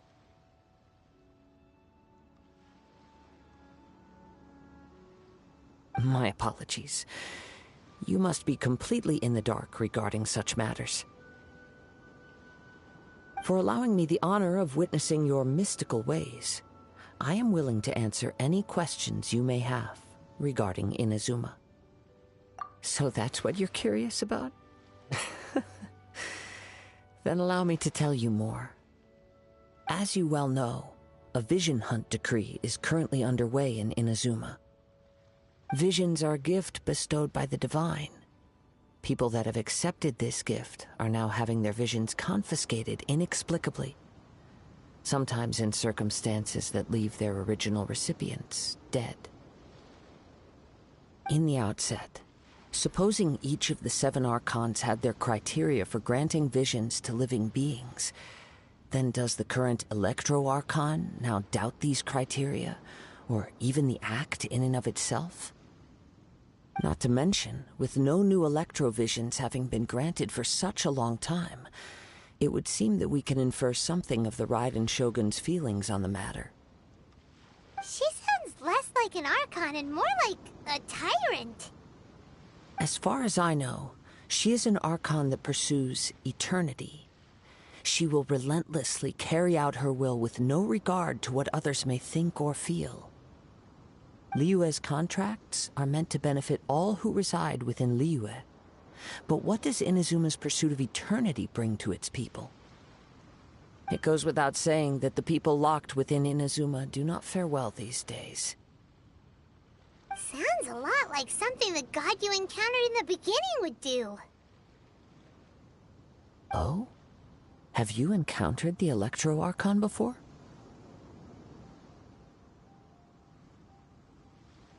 With time, we will change. But the Shogun will remain the same. If you wish to find her, she will forever be there. There will come a day when I too shall wish to understand the answers to eternity from her. Ah, the time for your match is approaching. Oh, right! We got so distracted talking about Inazuma that Paimon forgot all about the tournament! If you have no other matters to attend to, then we can return together. Very well, let's go. I wish to see who will obtain the vision.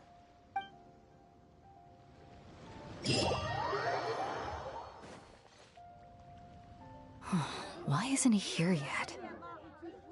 Never mind. We can start by making your entrance first. Everyone, listen up! Your attention, please! We've reached the climax of the Crux Clash! This is the final match! We've seen many exciting battles today, and now, at long last, the two finalists have emerged. Now, I'd like to introduce our first combatant. Though few have seen him, his reputation knows no bounds. He strikes fear into the heart of Osile, and the mere mention of his name causes even the Fatui Harbingers to turn pale in the face. Introducing Liyue's Traveling Hero! Wow!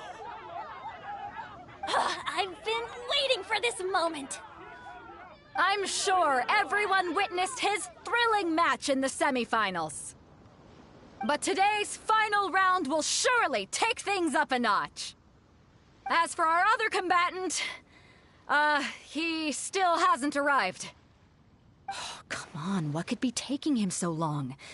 You can't just forfeit for not showing up like in previous rounds. This is the finals. Apologies, everyone just sit tight.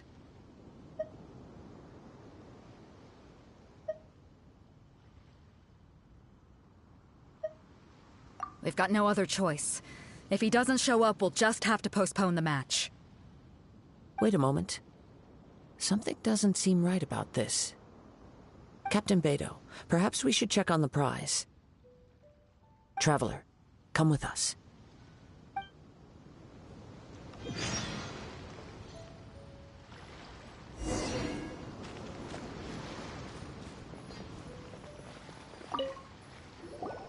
Let me see. It's gone all right. The vision is missing. Huh? Did somebody steal it? Who would dare do such a thing in broad daylight?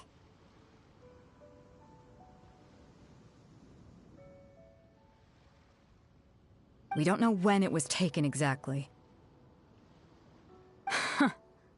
I never thought that someone here would have the guts to cross Captain Beidou. No need to worry. Even the craftiest sleight of hand does not escape nature's watchful gaze. The culprit has only acted recently. They will not have gotten far. The vision was the prize that I had offered, and it was my responsibility to look after it. I will be certain to get it back. Well, if you insist. I'll leave the matter to you then. I'll stay here and try to offer some explanation to all the spectators that came to see the match. If you would, please come with me. But we're on an island. Where could he have possibly run to? Come with me. I can sense the winds are coming.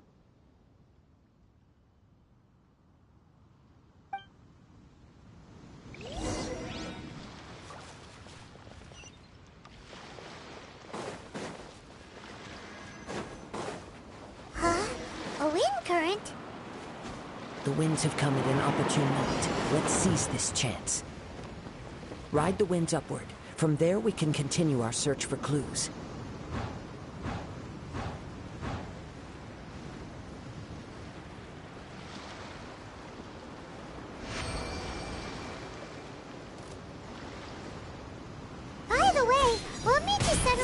of checking the price in the first place?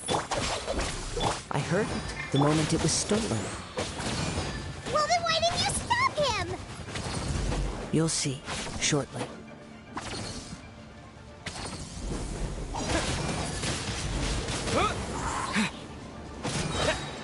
Disappear!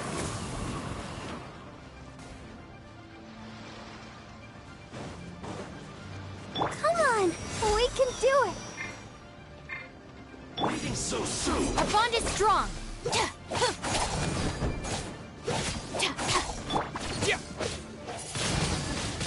Windblade! Yeah! Yeah!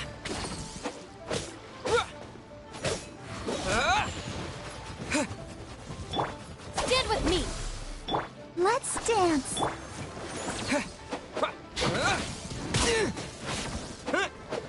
Leaving so soon. You can't run from death.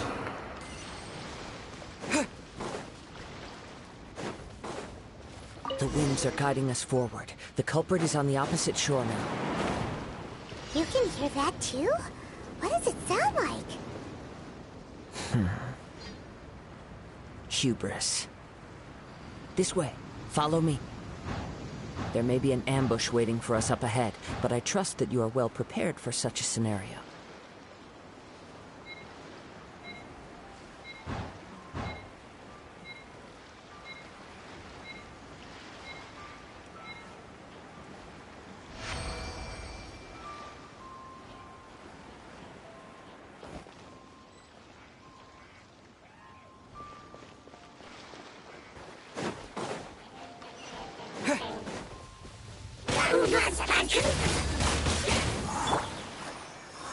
Dissipate!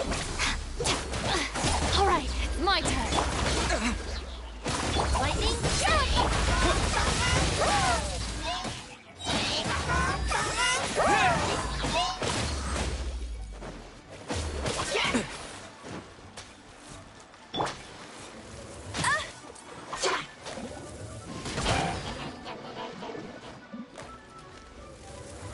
Hey!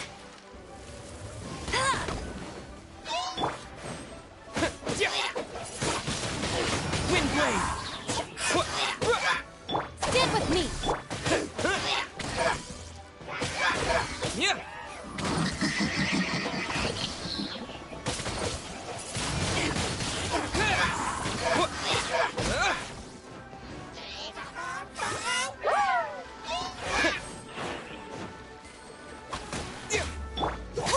Our bond is strong!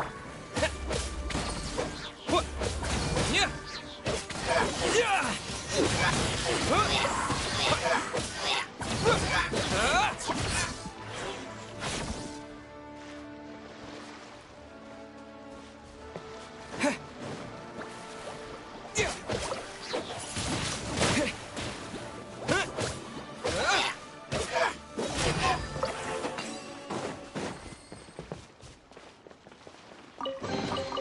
I'll keep this close.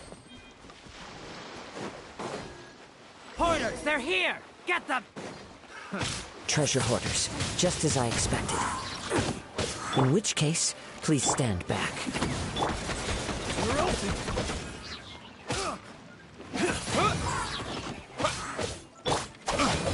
I'll protect us.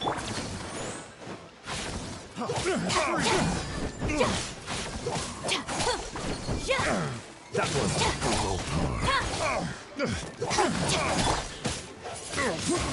Windblade! I got careless. With the wind!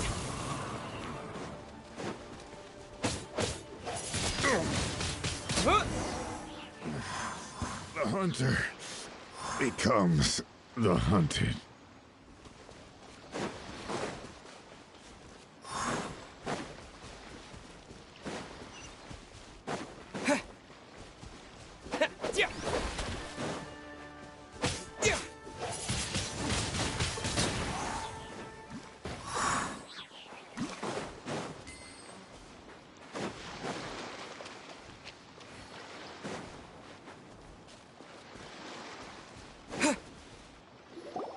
You caught up with me? How is that possible? I had even prepared a boat to ensure a quick getaway, and still you caught up to me! No boat could ever match the speed of the wind. The wind? What are you talking about? Oh, I get it. Your vision. Drat! If I only had a vision! Or, if I could activate this one, then you'd never be able to catch me! This has nothing to do with visions. You may be skilled at vanishing from a crowd, but it seems you know precious little about how to conceal yourself from nature's gaze. Additionally, your chosen escape route was flawed for reasons that are too numerous to go into, and on top of that, I could hear your boasting and proud laughter in the wind as I was pursuing you. In other words, you failed to meet any of the basic criteria for a grand heist, namely speed, stealth, and style. You... But most disappointing of all is the state of the vision in your hand.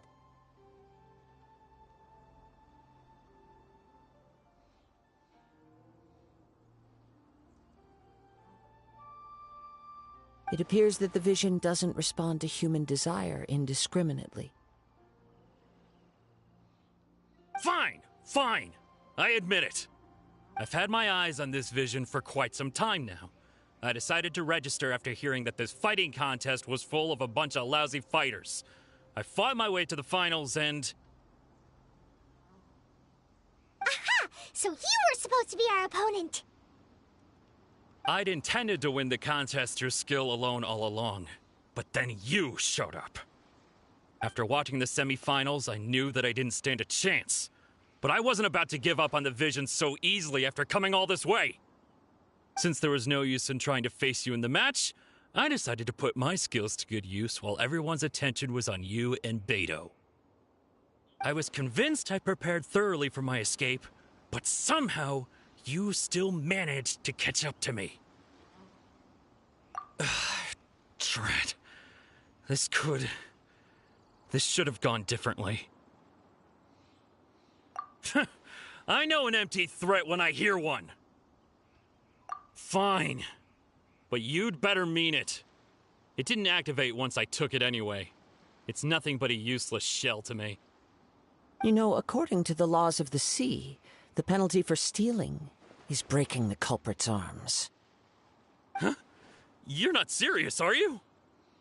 Not to mention that the item you stole was a prize. You didn't show up for the final match, and you damaged the reputation of the captain of the Crux fleet. It seems that it would be only fair to brand the word thief on your forehead with a hot iron. Whoa, we don't need to go that far, do we? I never would have guessed you could be so cruel. If this is where talking gets me, then forget it. I'll risk a fight.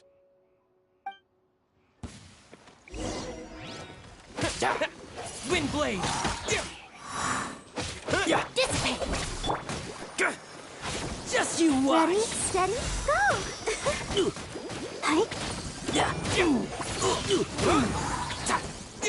Hi. Disappear!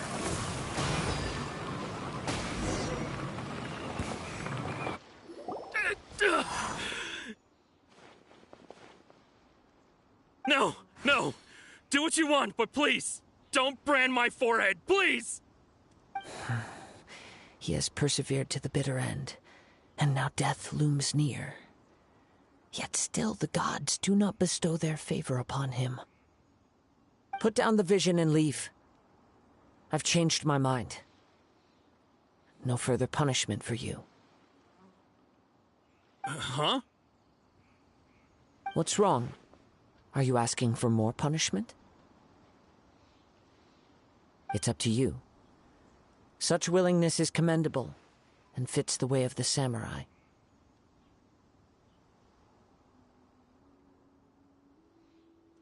No need for that. Thank you for releasing me. You truly are generous. Huh? Paimon doesn't get it. I take no pleasure in frightening others. I was just testing all possibilities while the vision remained in his hands. When people are forced into a corner, that is when their greatest strength will appear. I thought it may be an opportunity for him to awaken the vision. But unfortunately, nothing happened.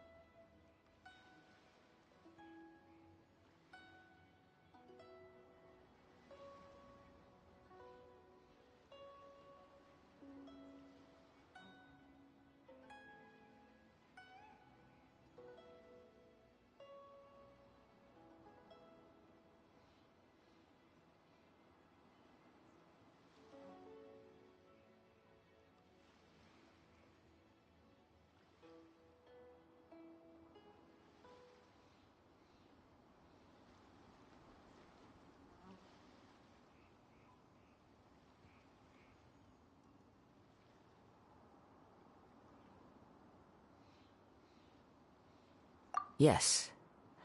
I wanted to know whether it were possible for an extinguished vision to be reawakened. From the moment he stole the vision, I decided to use him for this experiment. I've tried many other methods in the past, though few tales tell of a masterless vision reawakening. After seeing you command multiple elements, I figured that nothing is impossible. Come, why don't you give it a try? Let's see if you can give me the answer I'm hoping for.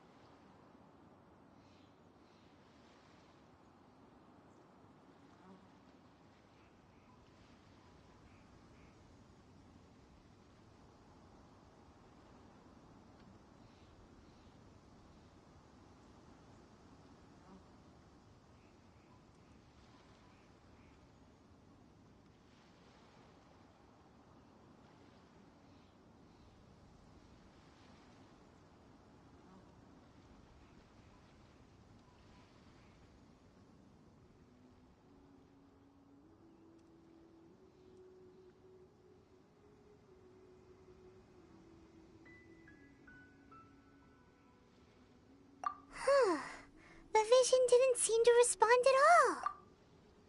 I see. So you are also unable to rekindle the vision. No matter. This was expected. I suppose this vision is still mine to take for now. Yeah, what's the story behind this vision anyway? The story begins with an old friend. He was once a good friend of mine. One day he asked me about a sword art of which he had heard, the Musono Hitotachi. I told him it can only be witnessed when divine punishment is administered. It is the pinnacle of the Raiden Shogun's skill, a symbol of ultimate power. But he replied, there must be one who can withstand it. There will always be those who dare to brave the lightning's glow. Then, the Vision Hunt decree arrived. People's aspirations were stripped away as the Raiden Shogun began to construct her ideal of eternity. While I was fleeing from place to place, I heard that my friend had challenged the Vision Hunters to a duel before the throne. A solemn yet brutal challenge. The defeated face divine punishment, while the victors gain a second chance. Perhaps he thought he of all people should make a stand. Coming face to face with the Musono Hitotachi was all that he truly desired, after all. When I arrived at Tenchukaku, the duel was over. I heard his sentence of divine punishment, his severed blade hitting the ground. Perhaps that was the glory he had yearned to witness. In his last moments, what expression was on his face? Before I knew it, I'd stepped forward and snatched the dying vision and was running from the scene. All I knew was that I mustn't let his hope, which burned so brightly, become buried among the ice-cold statue of a god. Perhaps one day I may come to find that all I have done is meaningless. But as a wandering samurai, I find meaning in traveling and the sprawling beauty of nature that lies along the way, while still retaining the warrior way in my heart. Kazuha! It's just another way of saying I do as I please. All right then, it's time we returned. Allow me to gather the wind for us once more.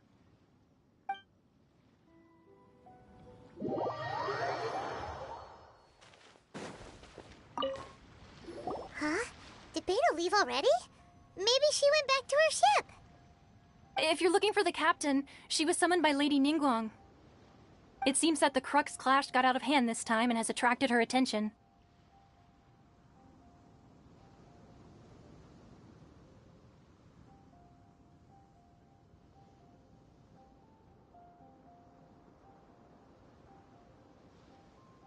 Captain Beidou was muttering something about Ningguang being a stick in the mud as she headed off to Liyue Harbor. It's not unusual for those two to be at odds with one another. But still, Captain Beidou was disappointed she didn't get to witness the crowning of the new champion. She had been looking forward to it for quite some time. The one who stole the vision was originally to be this hero's opponent in the final round. He knew he stood no chance of winning the match, thus the wicked idea of stealing the prize took hold in his mind. In which case, the Crux clash comes to a clear-cut conclusion. Huh? So that's what happened?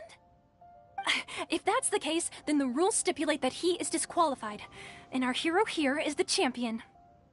Paimon thought we'd win and all, but not like this. It doesn't matter. As the saying goes, honor given is honor deserved. Now, let me go prepare the champion's medal to award you. Yes, I believe so. Though Captain Beidou is no longer present here, I'll be sure she receives word of it. She is a woman of her word. But the voyage to Inazuma is a treacherous one. You will be plagued by a perpetual tempest the entire trip. In fact, the relentless rain and wind are also an embodiment of the Raiden Shogun's will to close the nation. Hold on a second. You're saying she can change the weather just with the power of her mind? Let us not forget that this is one of the 7 Archons. If Liyue's Morax could form Guyun's stone forest by casting down his stone spears, then it should come as no great surprise that the Raiden Shogun is capable of summoning an eternal tempest. Suffice it to say that if you wish to journey to Inazuma, the Alcor will need some time. You will be notified once all the preparations have been made. In the meantime, I intend to embark on a journey of my own. I will travel all across the vast lands of Liyue in the hope of finding a way to reawaken the vision. Paimon believes you'll find a way for sure.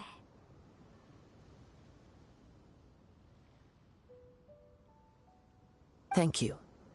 May both our journeys prove meaningful. One final word of warning. The part of your journey that lies after the storm may well prove to be the most arduous.